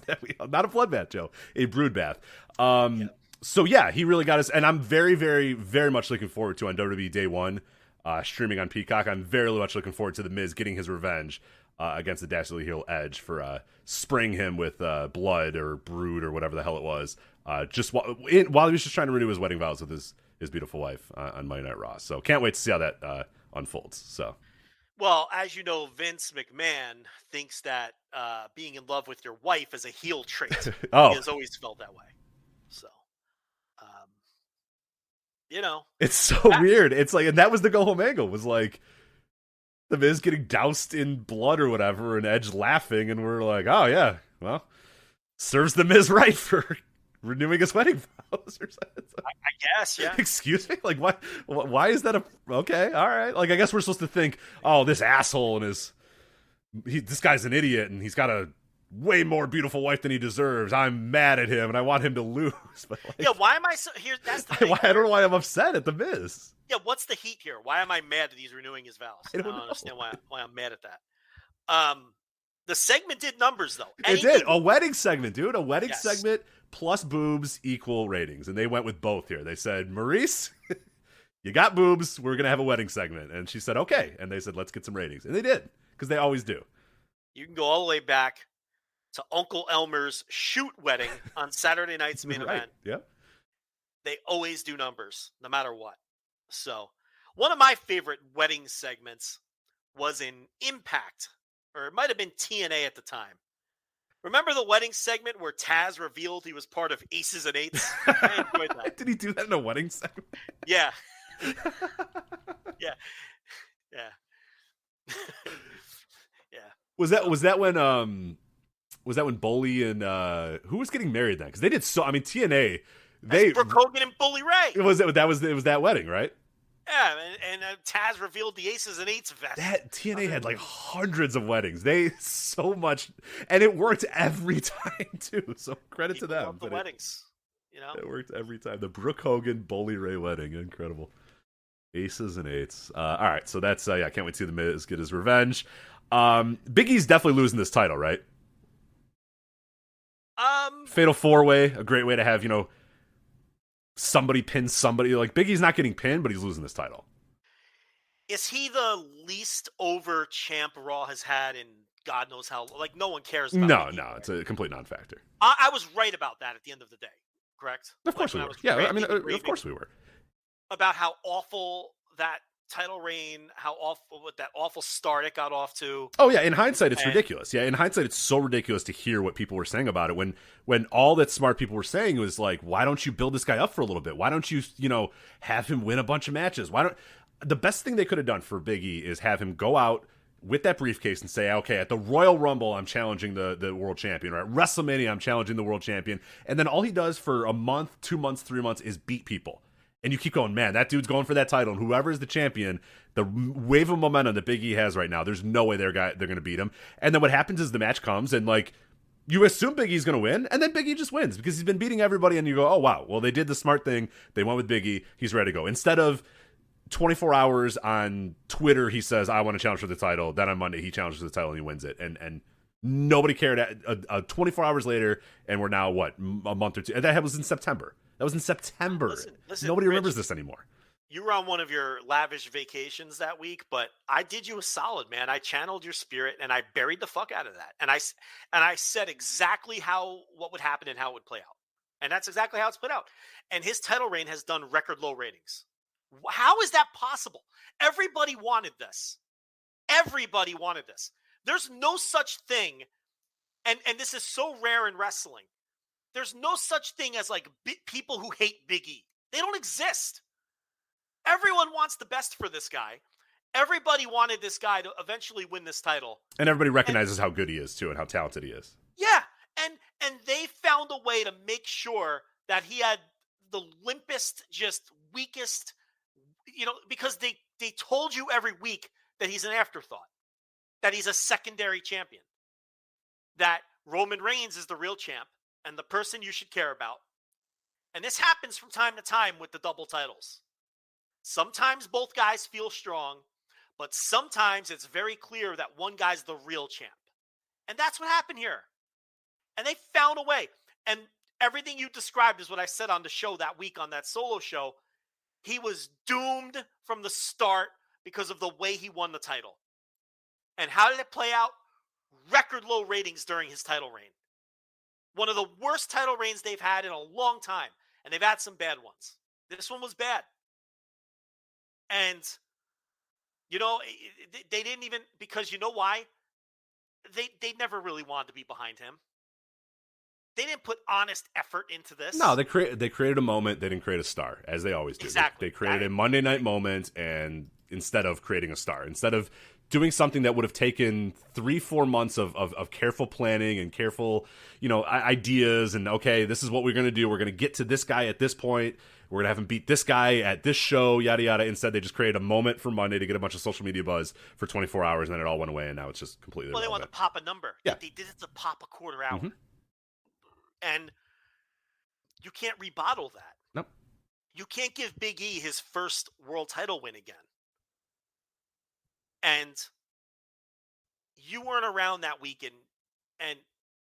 but it's like I felt like I was an insane person because I was the only person seeing how this was such a bad way to do this. Where the rest of the world was tripping over themselves to say how great this was and it's about time. Oh, what a title win. And I'm like, am I the only sane voice in the universe? And that's when I had my epiphany with a lot of wrestling media.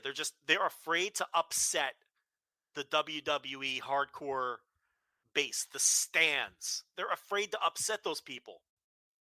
So telling the truth about how terrible this Big E title win was and how poorly they were booking him would upset those. And then, that affects your clicks and your downloads and everything. And that really opened my eyes to, what, you kind of knew what was going on with a lot of these sites, but that really hammered it home. And what has the end result been? Like you're saying, he may lose the title here on this pay-per-view. Good chance of that. And this is going to go down. We just talked about Diesel. This is right down there with the Diesel run. Yeah, it's been awful. It's been awful from a business standpoint. It's been awful from a rating standpoint. It's just, no good matches. There's a completely unmemorable reign, which sucks for a guy that you waited a decade to do something with this guy, a literal decade to do something with this guy, and this is what the end result was. This is what they gave us. Yeah, and sucks. No one's buying tickets. Nobody watches Raw. And it's because they've booked him like shit. They've booked him. He has a title belt, but he's just the same guy on the roster that he was before. He's not even really booked any different, honestly. No, he's really not. Does he feel special at all? Not at all. He doesn't feel special at all. So it doesn't really matter if he loses here. You know what? You may as well just take the title. Take the title off him. Stick him back with the other two New Day guys. Throw some pancake. It's just, what's the difference? They blew it. And you don't have the chance to do that for the first time again. Yeah. And now it's like people see him as not a real world champion because of how poor this reign right. is. You can't, like you said it earlier, you can't do the first time ever again. And it always hurts to try to go back to it. It's that'll be always in people's minds is that. Yeah. Always. Yeah. Oh, he wasn't a great champ. And it's like, I know we always pick on WWE and their fans and everything like that. But in all seriousness, they're not as dumb as you think they are, their fans, because they have seen so many stop-start pushes that they recognize the patterns now. And you can think of examples in recent years, whether it's Ryback or Braun Strowman, or you go right down the line of people who the fans got behind. And then when the company pulled the rug out from under the pushes. Dolph Ziggler is probably the most prominent one that I can think of. He's another one. And then what do the fans do? They never get behind them again. Zack Ryder. You go right down the line. There's so many. And it's like their fans are a little smarter than you think. They're conditioned to this. They know the booking patterns of this company. Oh, we tried to get behind this person. The company didn't go with it. I'm never believing in this person again. And that's the risk you run with this poor Big E title reign that did not energize the fan base at all. It energized Twitter, which is fake. Because if you just listen to Twitter, this guy's Bruno Sammartino in 1970. But what does the business tell you? They can't sell a ticket and Raw hits new record lows every week. This title reign did not energize the base. It had the opposite effect because of how poor it was laid out and how poor it was booked. And that's fucking bullshit. Because this is a guy that it should have been easy because everybody wanted it.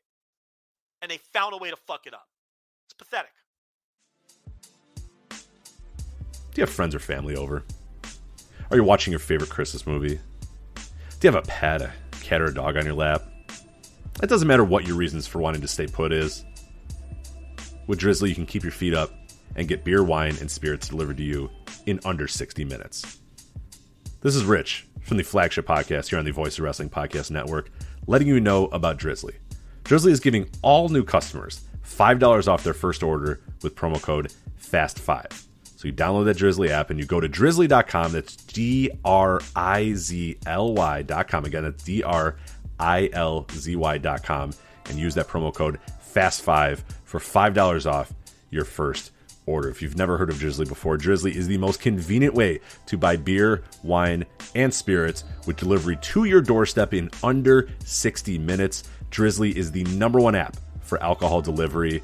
The convenience, again, as we said, of home delivery in under 60 minutes. You get it when you need it. You have people over. You're relaxing. You're watching a movie. You're under a big old blanket and a nice fireplace, and you're just thinking, I really don't want to get up. I really don't want to have to go to the store. You don't have to with Drizzly. Drizzly is going to get it to you in under 60 minutes. And it's not just like they have generic. You're going to get some good stuff with Drizzly. It's not like you just get the bottom of the barrel basic stuff.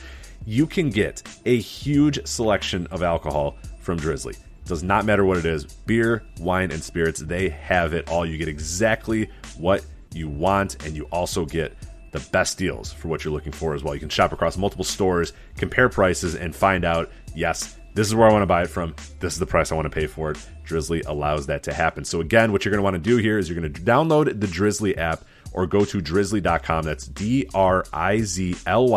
Again, drizzly.com. And you are going to get $5 off your first order because you're going to use that promo code FAST5. You're a smart person. You listen to the Flagship Podcast. You listen to the Voice of Wrestling Podcast Network. You listen to all the great shows that we have on this network. You know you're a smart person. You get this. You're going to get $5 off your first order. You're going to use that promo code FAST5. Again, it's drizzly.com or download the Drizzly app. Again, that's DRIZLY.com.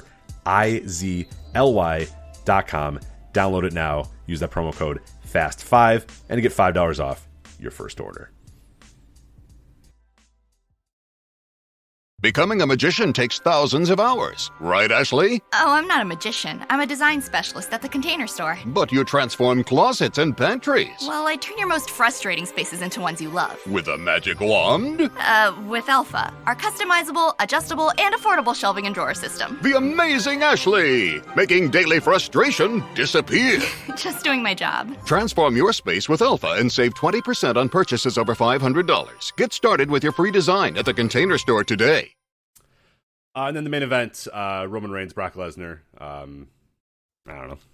Well, they're going to do something with Paul Heyman. Yeah, there's going to be some weird screw jobby finish thing with Paul Heyman and where he ends up and who he ends up aligning with or whatnot. And yeah.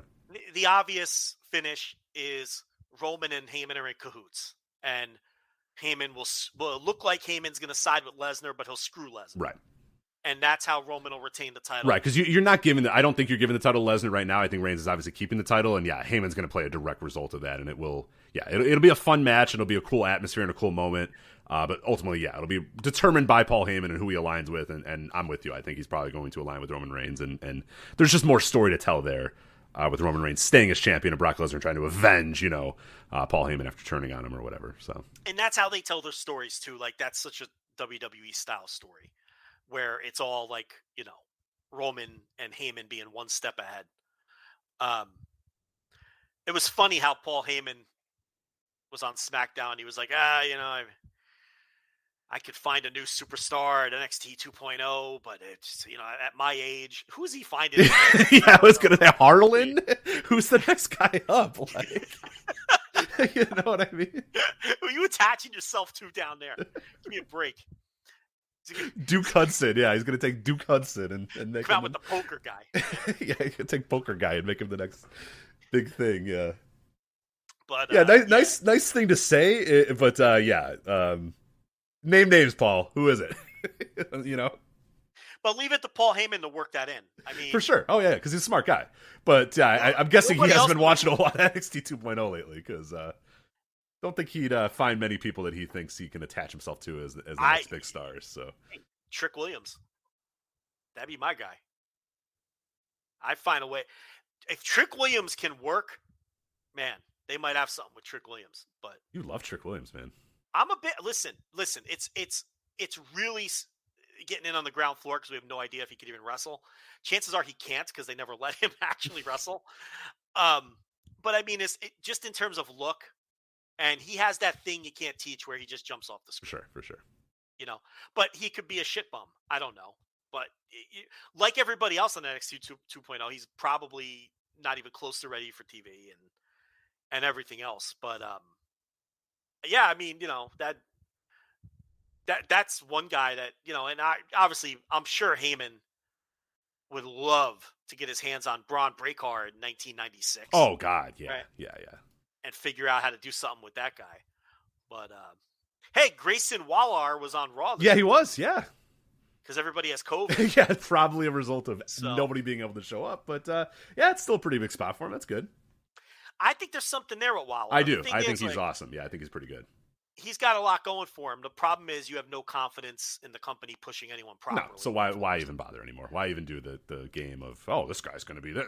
There's no point in doing that anymore. We're past that point. So we're in a post-star era in WWE, so there's just no point. He's gonna get pies thrown in his face, and he's gonna quit. Mm-hmm. I mean, that's the cycle, right?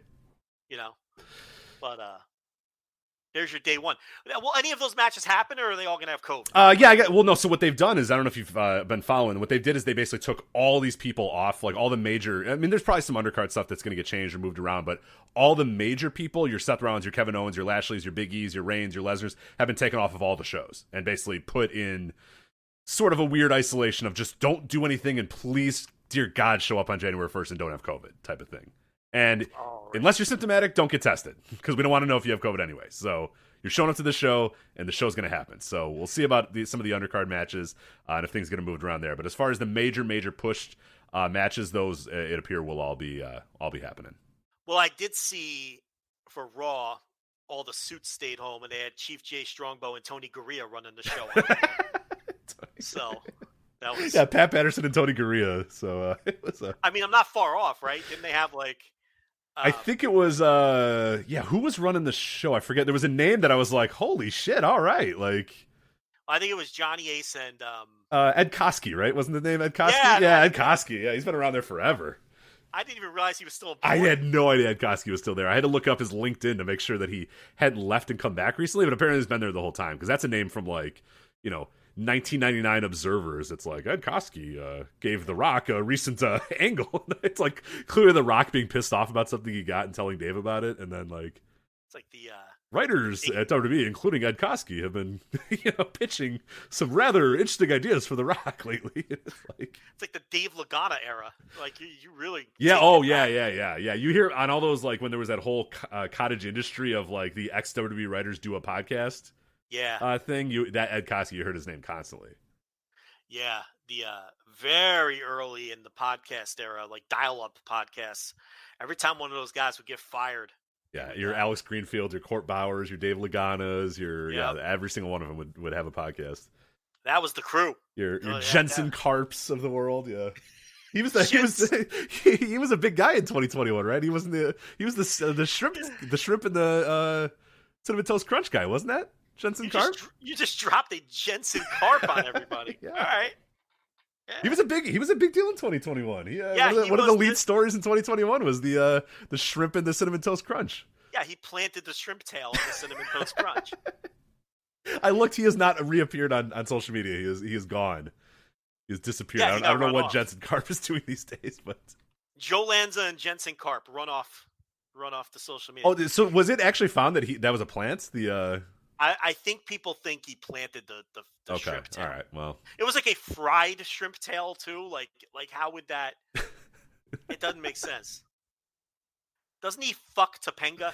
He's married to her, yeah. So I'm assuming they fuck, yeah. Which is I was gonna make fun of him, and then I realized he's married to Topanga. So, well, that's your lane. Like Topanga is your age for groups. sure, yeah.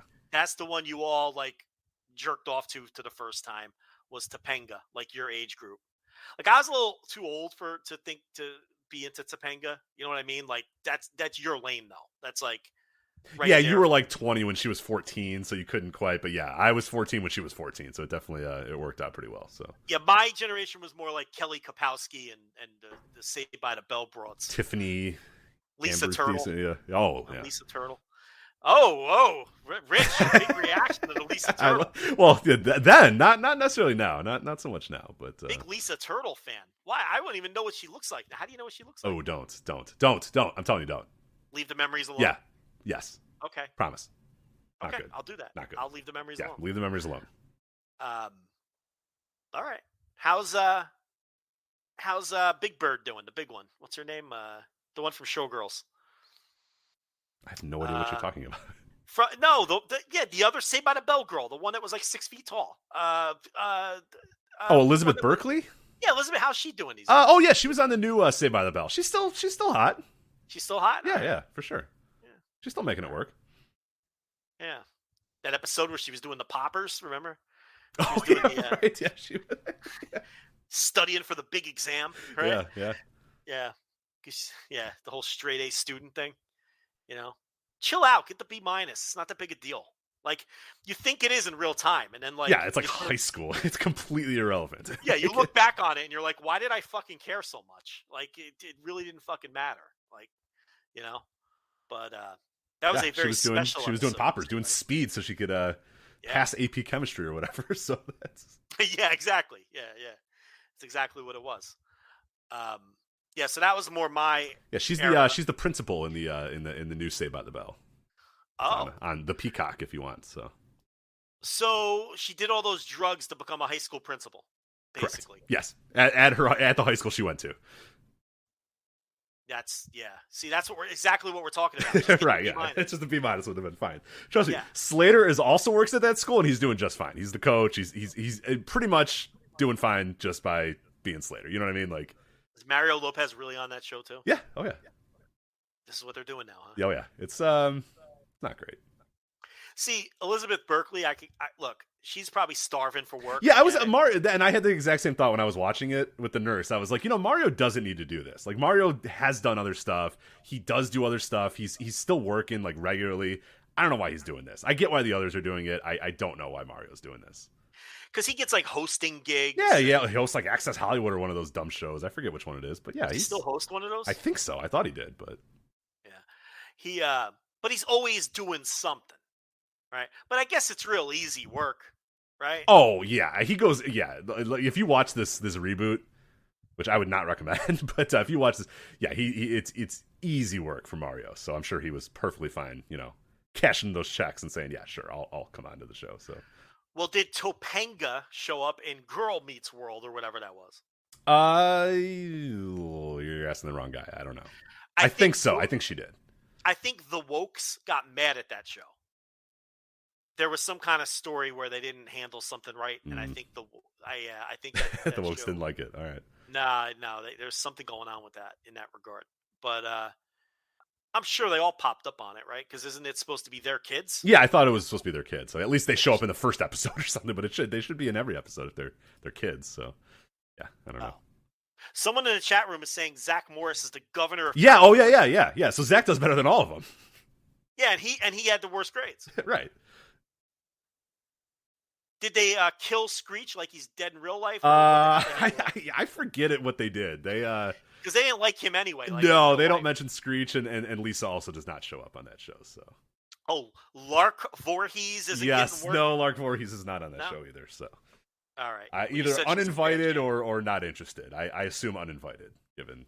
I'm sure she'd be interested. I mean, yes. What else is she doing? Yeah, no, she's had a rough go in recent years. So yeah, you're making me Google this now. Nah, you don't want to. It's things aren't going well in her life. So she has like real mental health issues and stuff. So I just care what she looks like. You don't. Okay. That's what I'm curious. You've been warned. You can go look if you want. I'm not her psychiatrist, Rich. I don't. I'm just telling you. Beware. I'm not concerned with her. You know what? I'm going to do this. I have to see now because you've set it up. Let's see. Lark. I mean, it's fine. She's just looks very different than she used to look. 2021. It's actually not too bad. I take it back. There was a time when it was getting pretty bad, but I think she got herself cleaned up a little bit at least. She looks like Lisa Turtle 25 years later. Yeah, no, there was if you go through the Google searches, you'll find there was a period there where she was looking real. She had a rough patch. Yeah.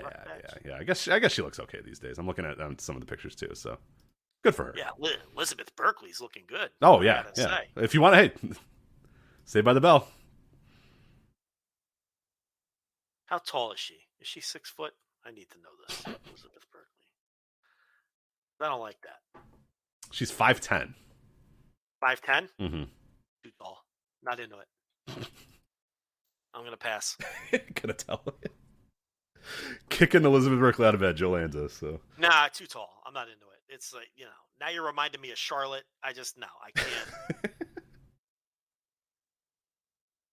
Not into the tall. That's fair. I like them short.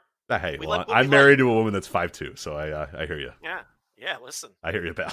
Don't worry. Absolutely. I don't think I've dated anybody that was over 5'4", so I know. Yeah. I'm with you. I get it. So Joe likes him short. I'm trying to think of the tallest. Yeah, probably 5'4" was probably the tallest person I ever dated. So I'll go to 5'8". Yeah. That's my.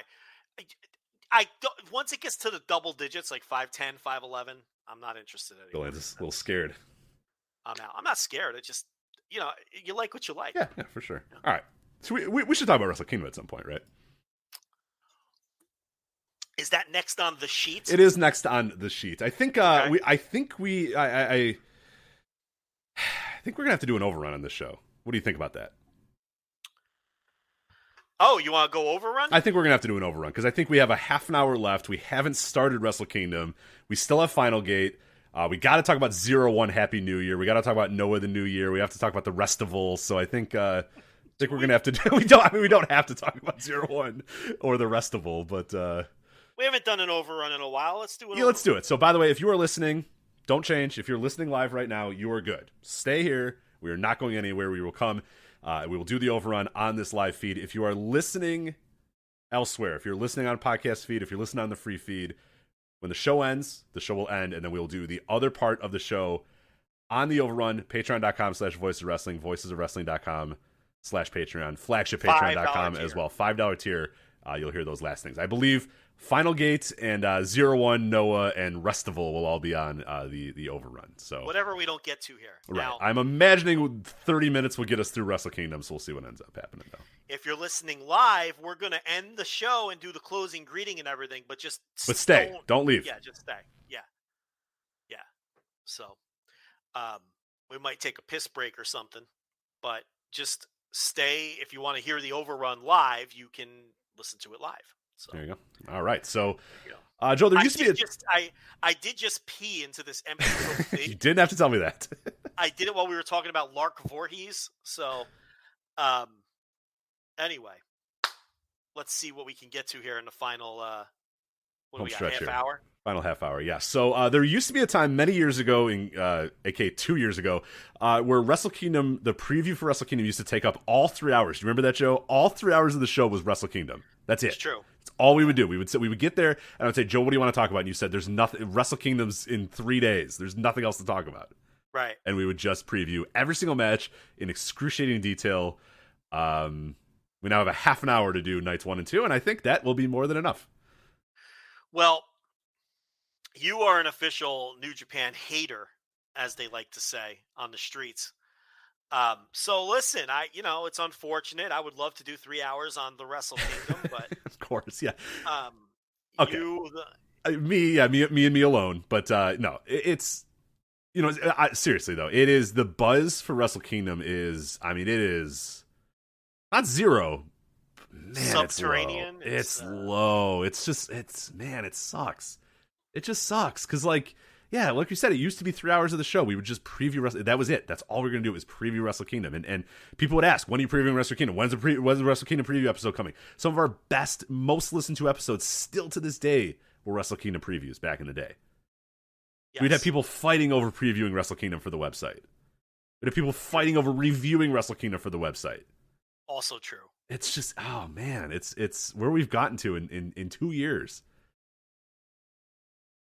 I mean, there was never even an idea that we were going to lead the show off with Wrestle Kingdom. And I don't mean to be mean, but it's like, and people can paint this as like, I'm not saying you can't enjoy New Japan anymore. I'm not saying you can't get excited for Wrestle Kingdom. You absolutely should be. But like, I'm just letting you know, the people that listen to the show, the people that go to our website, the people that follow us on Twitter, the people that are in our Discord, like, those people are not that interested. That's all I'm telling you, Well, it's been pushed to the tail end of the 3rd hour. Did you ever think there'd be a day? Never. Let alone, the full 3 hours. And usually we'd use this show to plug our upcoming ebook, and that's not happening this year either. So no ebook. That's been nice, I gotta be honest. It's been real nice. It's been real nice. It's been nice. Because right now I'd be just a nervous fucking wreck. I'd be texting you and saying, Joe, come on, you gotta give me the, I would have written nothing yet. Right. I mean, everybody else would be done. Yeah. And Joe, you'd be like, I'll get to it. And I'm like, you don't understand how much work it takes after you're done writing for me to do this book. So can you please write it? And you'd say, yeah, I'll get to it. I'm working on it. Working on the profile for. I'm trying to think of who the most random person to appear in a New Japan ring this year was. Well, it's been the same 12 guys on every show. Yeah, so it might have been an easier book this year, for sure. But... Actually, it would have been a mess with all the New Japan Strong people. Oh, God, you're right, yeah. Yeah. I work better closer to the deadline. You do. The problem is, your deadline is different than my deadline. And you would think, when's the book coming out? And I would say, the 2nd. You go, okay, I got time. And I say, no, Joe. Like, it still takes me like 3 days after you're done with your work to do all the other work that needs done with the book. You'd be like, we got time. I was like, no, we don't. We don't have time. It's making me, we're not even doing it in a book, and I'm nervous and mad at you right now. We got it done. At the end of the day, we got the goddamn book done every single year, so. Yeah, the book, they're all out there. They're still for sale, by the way. Yeah, we should win the book of the year this year in the Observer. Hopefully we do, but because this will be the last hurrah. This will be it, so. We're not going to win it. We're not Didn't going a huge book come out? Yeah, the Young Bucks book, yes. No, that one last year. Oh, did it? Okay. There was another one, though. I forgot what came out this year. Well, Dave has all these books coming out. Those dumb Observer ones? Oh, those shouldn't be eligible. They shouldn't. They're reprints of the Observer. Get out of here. There was another big-time book that came out, though. I can't think of what it was. The Moxley book. Moxley. We're dead. Fuck. Yeah, we're dead. We're dead. Well, congratulations to John Moxley. Former forward writer for the ebook as well. It would be the same year. It's his forward against his book. So Moxley versus Moxley. Yeah, I think Mox is going to win. Unfortunately, wrote a good forward too. Yeah, he did. He's like, do you guys you covered Noah? The emails were great. You covered Noah and shit. Yeah, we cover everything. Oh, yeah, all right. Just wondering if you guys cover everything, or if you're, is that a good Moxley or? It was a good, yeah. Because that's the emails were written to me in Moxley speak. Yes, if you read them, you're like, yeah, that John Moxley sent me this email. That is definitely John Moxley. There was no doubt that it was John Moxley sending me these emails. So yeah, that was is it just New Japan, or Noah and shit? Like, you do everything? Like, yeah, we cover everything, John. Yeah, all of it. So, yeah, it was it's like it was, the emails were written, and the emails were written just like the book is written. Like, it's obvious. Yes, like no punctuation, no capitalization, just like. No. There was one email exchange where he's like, "Oh, how long do I have to write this thing?" And I'm like, "Yeah, anytime in the next 2 weeks." And he goes, "Okay, cool. I'll get it to sometime soon." I went, "Okay, yeah, sounds great." 45 minutes later, there it is. You know what I mean? I'm like, "All right, whatever." He's like, "All right, cool. I'll get it to you when I get it to you." And I'm like, "Yeah, no problem, no rush, man. We have like 2 weeks." And he's like, "All right, cool." 45 minutes later, there's the whole forward. And we tightened it up a little. Yeah, right. Yeah, tightened it up a little. Still his voice, but yeah, had to tighten the screws a bit on it. But he was happy to do it, and he did a nice job. But yeah, we're going to get murdered. I mean, we have no chance. We're going to get slaughtered again, because that book is definitely winning. Yeah. I mean, there's, I haven't read it. I've only read a couple snippets. I've just seen the excerpts of it. Yeah, and it seems pretty good. It seems like a pretty fun book. So yeah. My laptop's doing some funny things. We better get this show on the road. Oh, all right. There we go. This is, I just got this fucking thing less than a year ago. What is going on with this laptop? This is not good. Well, I'll just tell you, the first email correspondence is period. Just send me an example of one of them. Yes. Now, listen, I like doing business that way. Yeah. That's perfect. Do you guys cover just New Japan, or like Noah and other promotions too? Yeah. It's, everybody who wrote forwards did a nice job. Everyone who wrote forwards. Yeah, Lance Archer, Kevin Kelly, Cody. We're name dropping now. Mm-hmm. Who's who? A literal cornucopia of New Japan stars. We only got turned down a couple times. We won't name those people. Yeah, no, we're not going to name Zack Sabre Jr. or anything like that. So. No need to name if that would have been. Although he denied us in the perfect, nicest way possible. True. I think it was the quote that was forwarded over was, "Not my thing, mate, but thanks anyway."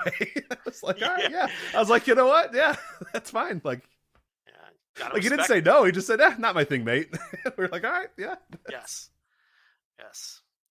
There was probably a much more British phrase put in somewhere other than "mate." It was somewhere in there. But yeah. Anyway. Yeah, all kinds of British verbiage. Right, the words I don't understand and verbiage I don't understand. So right before a big bite of beans on toast. Right before, yeah, right. Yeah. Maybe he would do the grapple pod at New Japan. He might, yeah. But that'd be more his thing. Yeah, we weren't his thing mates for this one. Yeah. But all right, let's get to this. New Japan Pro Wrestling, Wrestle Kingdom, Night 1 and Night 2. Night 3 we're going to cover next week, because that's the New Japan versus Noah thing.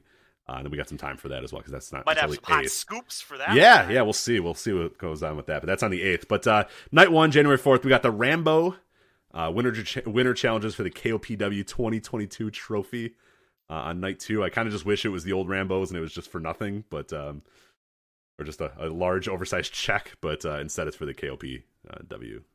Rich, if I let a listener guess the Noah wrestler that I had as a source for some information this week, nobody would ever get it. It would take. How many would it be? The last guy on the roster? I don't know if it'd be the last, but it'd be pretty damn close to the last, for sure. A lot of loose lips in the wrestling business. You'd be surprised. Yeah, you're very strange why these people talk. Yeah. Wrestlers, it's I forget what Conrad Thompson has a phrase for it. I think it's tele-wrestler or something like that. Or, Let me ask you a question. Would you like to observe a conversation between me and that man? Yes, I would. I'd like to sit down over him sipping a sake, you sipping a Coke Z. Yeah, just chopping it up with steakhouse, maybe at a Japanese steakhouse. Yeah, just shooting the shit with that guy, Joe Lanza, and that guy. That'd be incredible. Well, maybe we'll make it happen one of these days. So never know. All right, so you got the Rambo. It's a Rambo. Yo versus Show. Hey, hot feud. Roppongi 3K explodes. Yeah. At least they're not challenging for the junior titles. That's true. Yeah, at least there's something different for the normally first do. time in 7 years for Roppongi 3K. So that's good. Tanahashi and the Mega Coaches, Taguchi and Romero versus Kenta, Taiji Ishimori, and El Phantasmo. So Kenta faces Tanahashi the next night. Yep. And the other guys are in the junior tag title match. So you're basically getting Road to Wrestle Kingdom on the first half of the actual Wrestle Kingdom here. Yep, and you're going to get that again with this one too, because you have Naito, Sonata, and Bushi versus the United Empire, Will, Great Okan, and Jeff Cobb. So Cobb and Naito facing each other the next day, Sonata and Okan facing each other the next day, and then Will and Bushi because they needed the third guy. So is Will Ospreay flying to Japan to work a 6-man tag and a singles match, and then he's flying home because he's not on the Noah show? Ask your guy, Joe. I don't know. Makes no sense to me. I mean, you would think that he's losing the next night.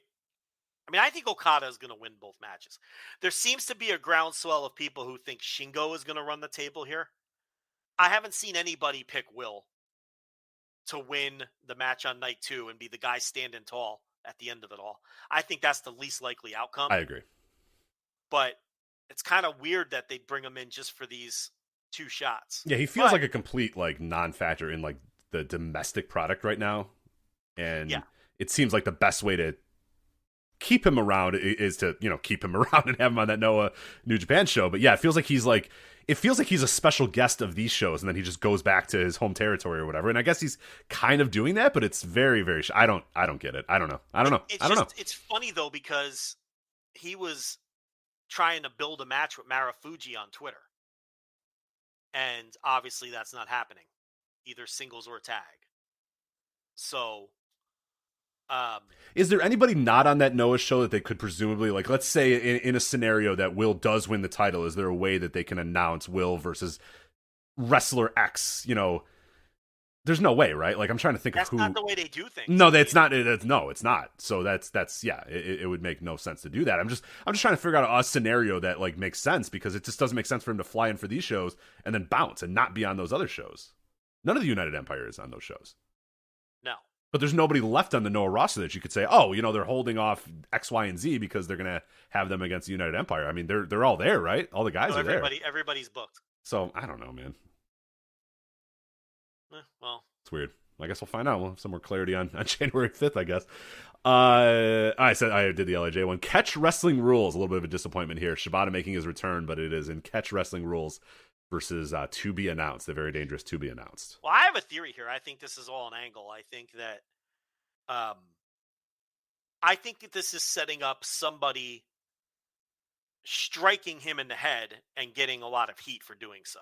That's what I think this is, the Catch Wrestling Rules.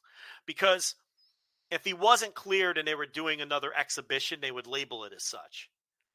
They're labeling this as Catch Wrestling Rules, and they're saying it's grappling and all that. And they're just saying no strikes allowed. To me, that's a giant red flag that someone's going to strike. I don't know if it'll be this mystery opponent that kicks him in the head or whatever. But I think either they do that here or they do it in another match. But I don't think, if he's going to take bumps, that's no different than taking a forearm to the neck. It's so to me, this is not, he's not cleared. This is angle alert. Okay, and I hope so, because the way you say it, that does sound better.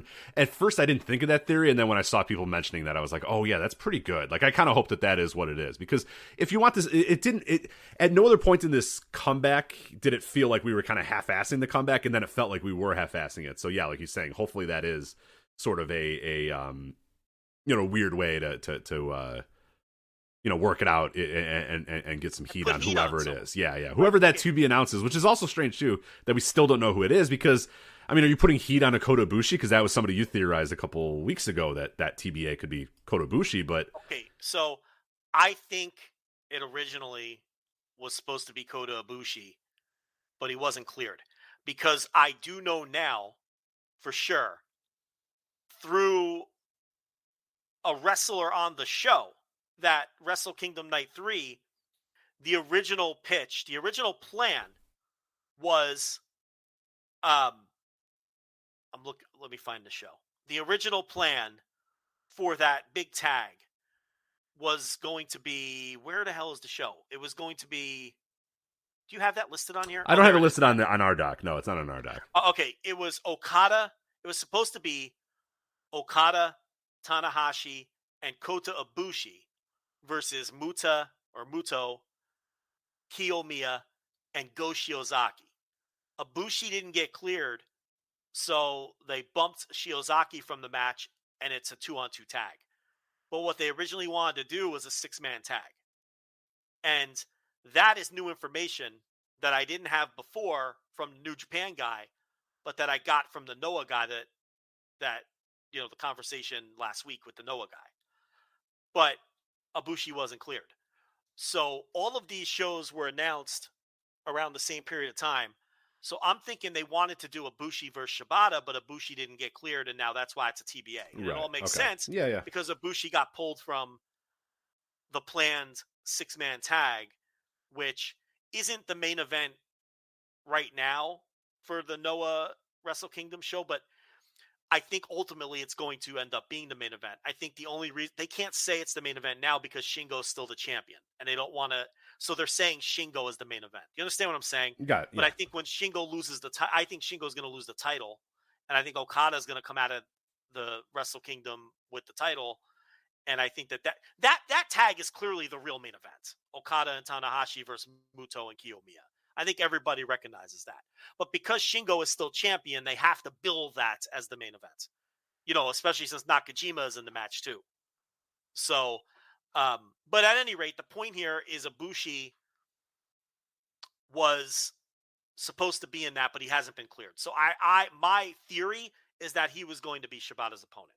Now what are they going to do? I mean, you have Minoru Suzuki right there who has nothing else going on. So why not just do Minoru Suzuki? That's the biggest match you can do, right? You'd like to do Kenta, but he's already in a match. Right. Kenta would be the one to get that heat on him, but I guess, yeah, Suzuki is a weird one to get the heat on, but I guess if you want to fire him up for a couple month run or whatever, yeah, you can do that. I mean, you can always use Minoru Suzuki, but they have felt like they downcycled him a lot over the last couple years, so I don't know, it'd be strange. Kenta seems like the perfect one to do it, but yeah, obviously he's already in something else, so. Yeah, I mean, eventually you have to do a Kenta match, but the thing about the catch wrestling rules, we've seen Shibata take bumps. We've seen Shibata take strikes to the head. He took the drop kick in the corner from Kenta. Or did he give it? He gave the drop kick, but he landed on the back of his head after giving the drop kick. So. Right, he's taking bumps. I mean, long before he was cleared. So, if he's cleared now, and he's going to take bumps, then, I think they'll work carefully with him, but I don't know. I feel like people think this is kind of a bait and switch and he's just going to do another exhibition match. I think it's setting up putting heat on somebody. That's I hope so. I hope so, because that sounds a lot better than another catch wrestling match and kind of a half-hearted return for Shibata. But the other one, the Sabre match was called, they called that an exhibition match. They didn't call it. So they're labeling this different. They're saying he's back, and they're saying the stipulation is catch wrestling rules, which to me is he wants to have a fair, fight with somebody, and I think it's going to be a heel who fucking punches him in the face or kicks him in the head or something. Anyway, that's my theory. Never open weight title, Tomohiro Ishii finally getting his Wrestle Kingdom match against Evil. Unbelievable. Yeah. They finally give this guy a Wrestle Kingdom singles match. And this is what they give us. It's Evil. So yeah, Dick Togo garrote wires in our future here. So can't wait. I mean, I don't know. It's whatever. Yeah, it's Evil. I don't know. Evil will win, obviously, and I guess if Evil wins, it keeps him out of the main event mix. I guess that's the way to look at it. Yeah. All right. So I guess if the lowest of bars that we're trying to clear here, yes, it will keep him out of the main event mix. So I guess that's good. IWGP Tag Team titles, Dangerous Tekkers versus Hiroki Goto and Yoshihashi. It's a big spot for Goto and Yoshihashi. I'm excited. Hey, look, I thought LIJ were going to win Tag League, and we were going to get some combination of LIJ with Tekkers again, so I'd rather have this. Oh, for sure. Yeah. This is awesome. Desperado versus Hiromu Takahashi for the junior heavyweight title. I mean, Bet the fucking house on Hiromu Takahashi. I will tell you that. I don't know what the odds are of anybody taking action on Wrestle Kingdom, but I would put a lot of money on Hiromu Takahashi to be defeating one El Desperado. I mean, it should be a really great match. It should be those great. Two guys, they're both crazy, and they wrestle like maniacs. There's a great background on them. Article up at voicesofwrestling.com by Jay Michael talking about the entire background of those guys and the run through the best of the Super Juniors leading to this match. I mean, these guys are absolute nutcases. So at one time, I wanted them in the same block of Super Juniors because I wanted to see them wrestle each other, and they were just denying us that match for a really long time. So now we get it at a Wrestle Kingdom, and I think it's just every time I see a match I like on these shows, I'm like, fucking clap crowd, 5,000 people, clap crowd, and it just sucks all the enthusiasm out of me, like the match you're about to say. Yep. Shingo Takagi versus Okada, IWGP World Heavyweight title match here. Shingo Takagi defending the title against Okada. Okada, obviously the winner of the G1. He's carrying around the old title. Shingo Takagi carrying around the new-ish title. And they're going head-to-head. I am pretty much locked in on Okada winning this.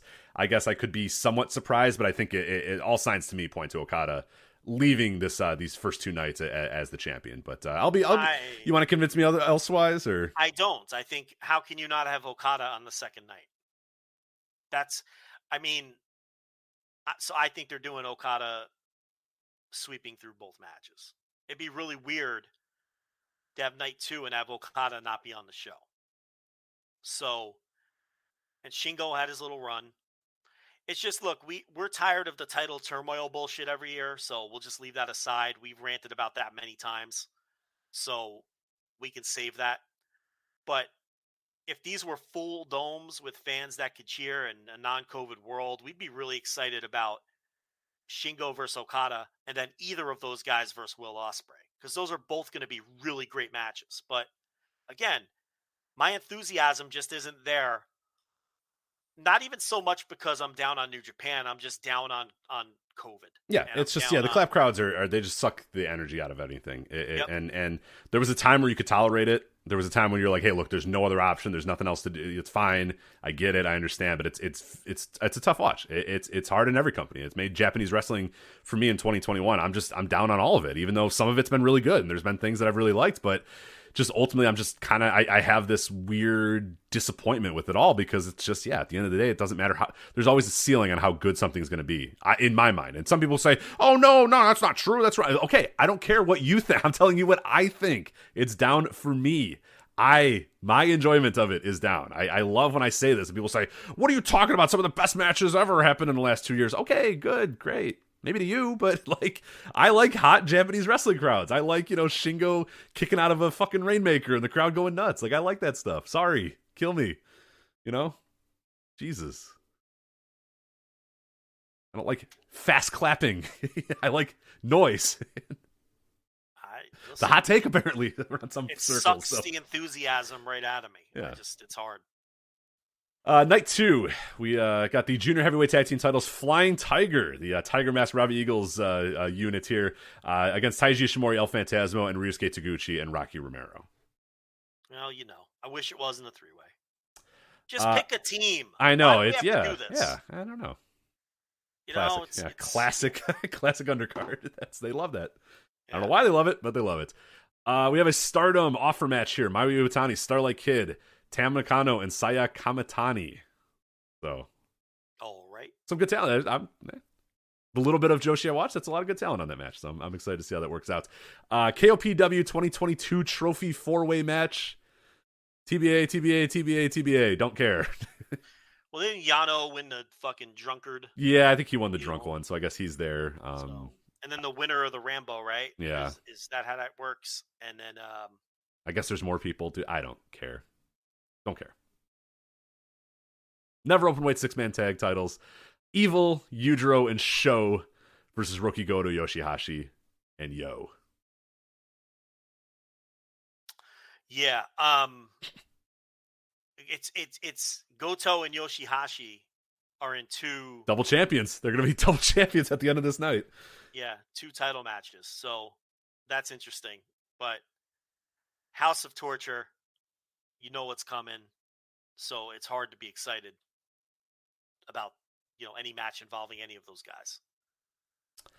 Sonata versus Great Okan. I can't decide if this match is going to be pretty good, pretty awesome, or just absolutely dreadful. I feel like there's almost no in between. I feel like it's either going to be really, really good or really, really bad. Yeah, I mean, I really like watching Okan. I'm completely over Sonata, but yeah, it's. I don't know how this is going to turn out either. This could. It could absolutely rock. It could absolutely rock, or absolutely be the worst match. It could be 25 minutes of like, what the fuck are you guys doing? Stop. Leave the ring, please. I have a feeling that even if it's great, it's going to be the kind of match that a lot of people will hate on it, though. If that makes sense. Yeah. Oh, for sure. I think Okan just doesn't land for some people. So even if it's a great Okan style of match, I feel like this match is going to be a heavily criticized match, no matter what. So. Naito versus Jeff Cobb. This is an interesting one, given the health of Naito, given Jeff. Like, again, another match that I think could be really, really good, but I wonder if it'll suffer on being a little too long. The atmosphere might suck. I mean, in a classic New Japan sense, like, I would have this match be like 10 minutes and just have these guys go throw bombs at each other for 10 minutes, but they just don't do that anymore. Everything's got to be really, really long and really drawn out. But I mean, in a perfect world, this should be great. Maybe it won't be in the spot it's in. There's I hope. A chance. Yeah, I hope. It might not be super long in that spot. But I thought Cobb had a tremendous year. He's much improved. Yeah. Oh, he's great. Yeah. And they're pushing him now. He had the great run in the G1. So he's a guy they're going to get behind. But, maybe it won't, because of the spot it's in, maybe it won't be super long. Then the semi-main event here, you got Kenta and Tanahashi, IWGP US Heavyweight title. No DQ here for Kenta versus Tanahashi, which I'm very much looking forward to this match. Even though, obviously, you tempered expectations with the clap crowds, but Kenta's one of the best at kind of filling in the lines these days, and Tanahashi is Tanahashi, so I am looking forward to this one. I think you're better off with the shortcut in a 2021 Kenta match. Yeah. Mm-hmm. So, I think Tanahashi wins the title, and I think that opens things up for Kenta and Shibata to be programmed against one another in the early part of the year. You have to do that match at some point. If Shibata is really coming back, that match has to happen. So, and unfortunately, it's going to happen in front of clap crowds. Yeah. And then the main event, IWGP World Heavyweight title, Takagi and Okada, the winner of that from night one. You and I both agree it's Okada. Versus Will Ospreay, the fly-in for the special guest of Wrestle Kingdom, Will Ospreay here. To me, like you said, of the scenarios that play out, I think Okada winning both matches and leaving as the champion is number one.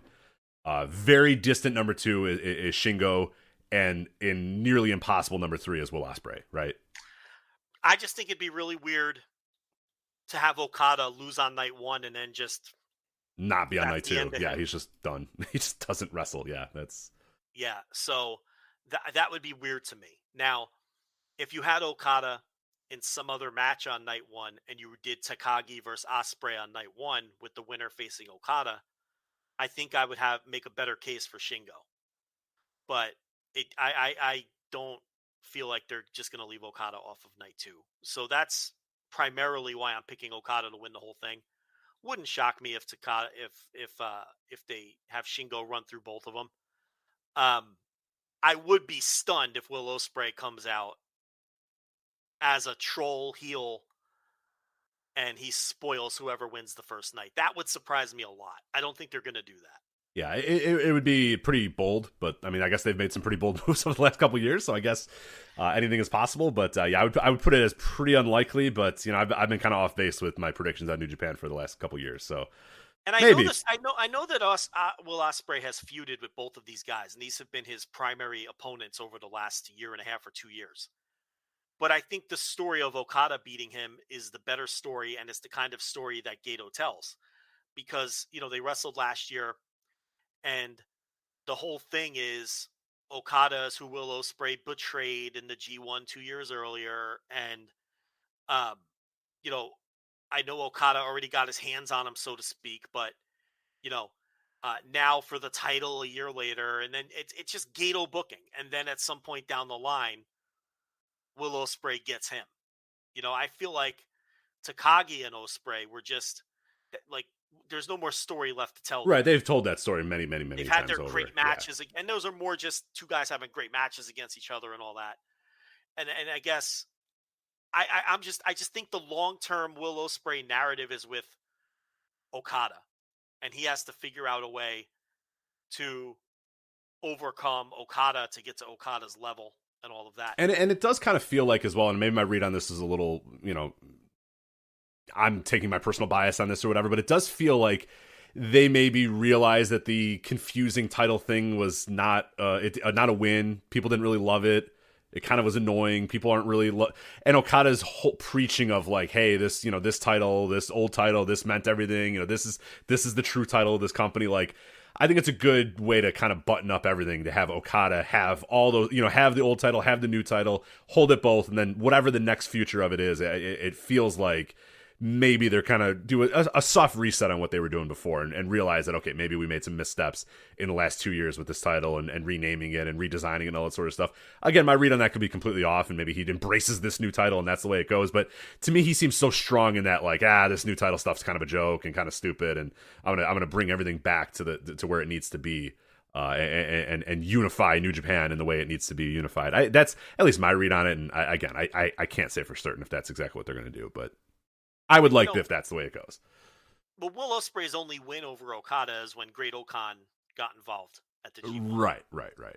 So he has the win. He's beaten him, but he's never beaten him. And I think if the plan is to push Will Ospreay as one of your top guys, like, then the long arc here is, you know, he'll lose to Okada here because he's the heel, and he's going to get his, and he'll have to stop carrying around this fake belt and all of that. And he'll get another crack at Okada down the line. You know that Gato's story arcs are painfully slow, you know? So I don't think Will get Okada until Will is no longer a heel and he goes back babyface. And then I think that's when he'll get Okada. So I don't know. That's what I think. And I think that's what makes the most sense, but I mean, I guess we'll see. Yeah, we'll definitely will. But that is obviously the 4th and the 5th, night 1 and night 2 of Wrestle Kingdom 16. So we'll obviously be covering that in audio at some point over the next week or so. So we'll stay tuned on that as far as when we're going to do it and all that sort of stuff. But and then we'll cover night 3. Obviously, we can preview that next week. It's not until the 8th, I said. So we can preview that next week on the show and see where we're at. I'm oddly anticipating that show, but also not. It's very strange, how that show's going to go. I think it's going to be cool, but at the same time, I think they maybe left a little on the table with it. But regardless, all right, that is it for the Flagship Live. As we said, we are going to do an overrun. So if you are listening on the live feed, do not go anywhere. We are going to sign off. We might go silent for a little bit, and then we will be back with the final topics of the show. If you are listening on the free podcast feed, this ends the free Flagship Podcast. And if you want to listen to the overrun, that will be at patreon.com/voiceswrestling, flagship.patreon.com, voiceswrestling.com/patreon, whatever way you want to do it. $5 tier, it'll be called the overrun. It'll be very easy to find, and that's where you will listen to the final few minutes of the show where we cover the last topics that we did not quite get to in this 3-hour Flagship. But anyway, for Joe Lanza, I'm Rich Craich. We'll talk to you next time on the Flagship Podcast. Take care. Becoming a magician takes thousands of hours, right, Ashley? Oh, I'm not a magician. I'm a design specialist at the Container Store. But you transform closets and pantries. Well, I turn your most frustrating spaces into ones you love. With a magic wand? With Alpha, our customizable, adjustable, and affordable shelving and drawer system. The amazing Ashley! Making daily frustration disappear. Just doing my job. Transform your space with Alpha and save 20% on purchases over $500. Get started with your free design at the Container Store today. Shop Mattress Firm's year-end sale and put an end to junk sleep. Save up to $500 when you get a king bed for the price of a queen or queen for a twin. Plus, get a free adjustable base with qualifying Sealy purchase up to a $499 value. Or shop top-selling brands and get up to 50% off select mattresses, like Sealy twin mattresses starting at $224.99 or Serta twin mattresses at $349.99. And shop with confidence thanks to our low price guarantee. Only at Mattress Firm. Restrictions apply. See store for details.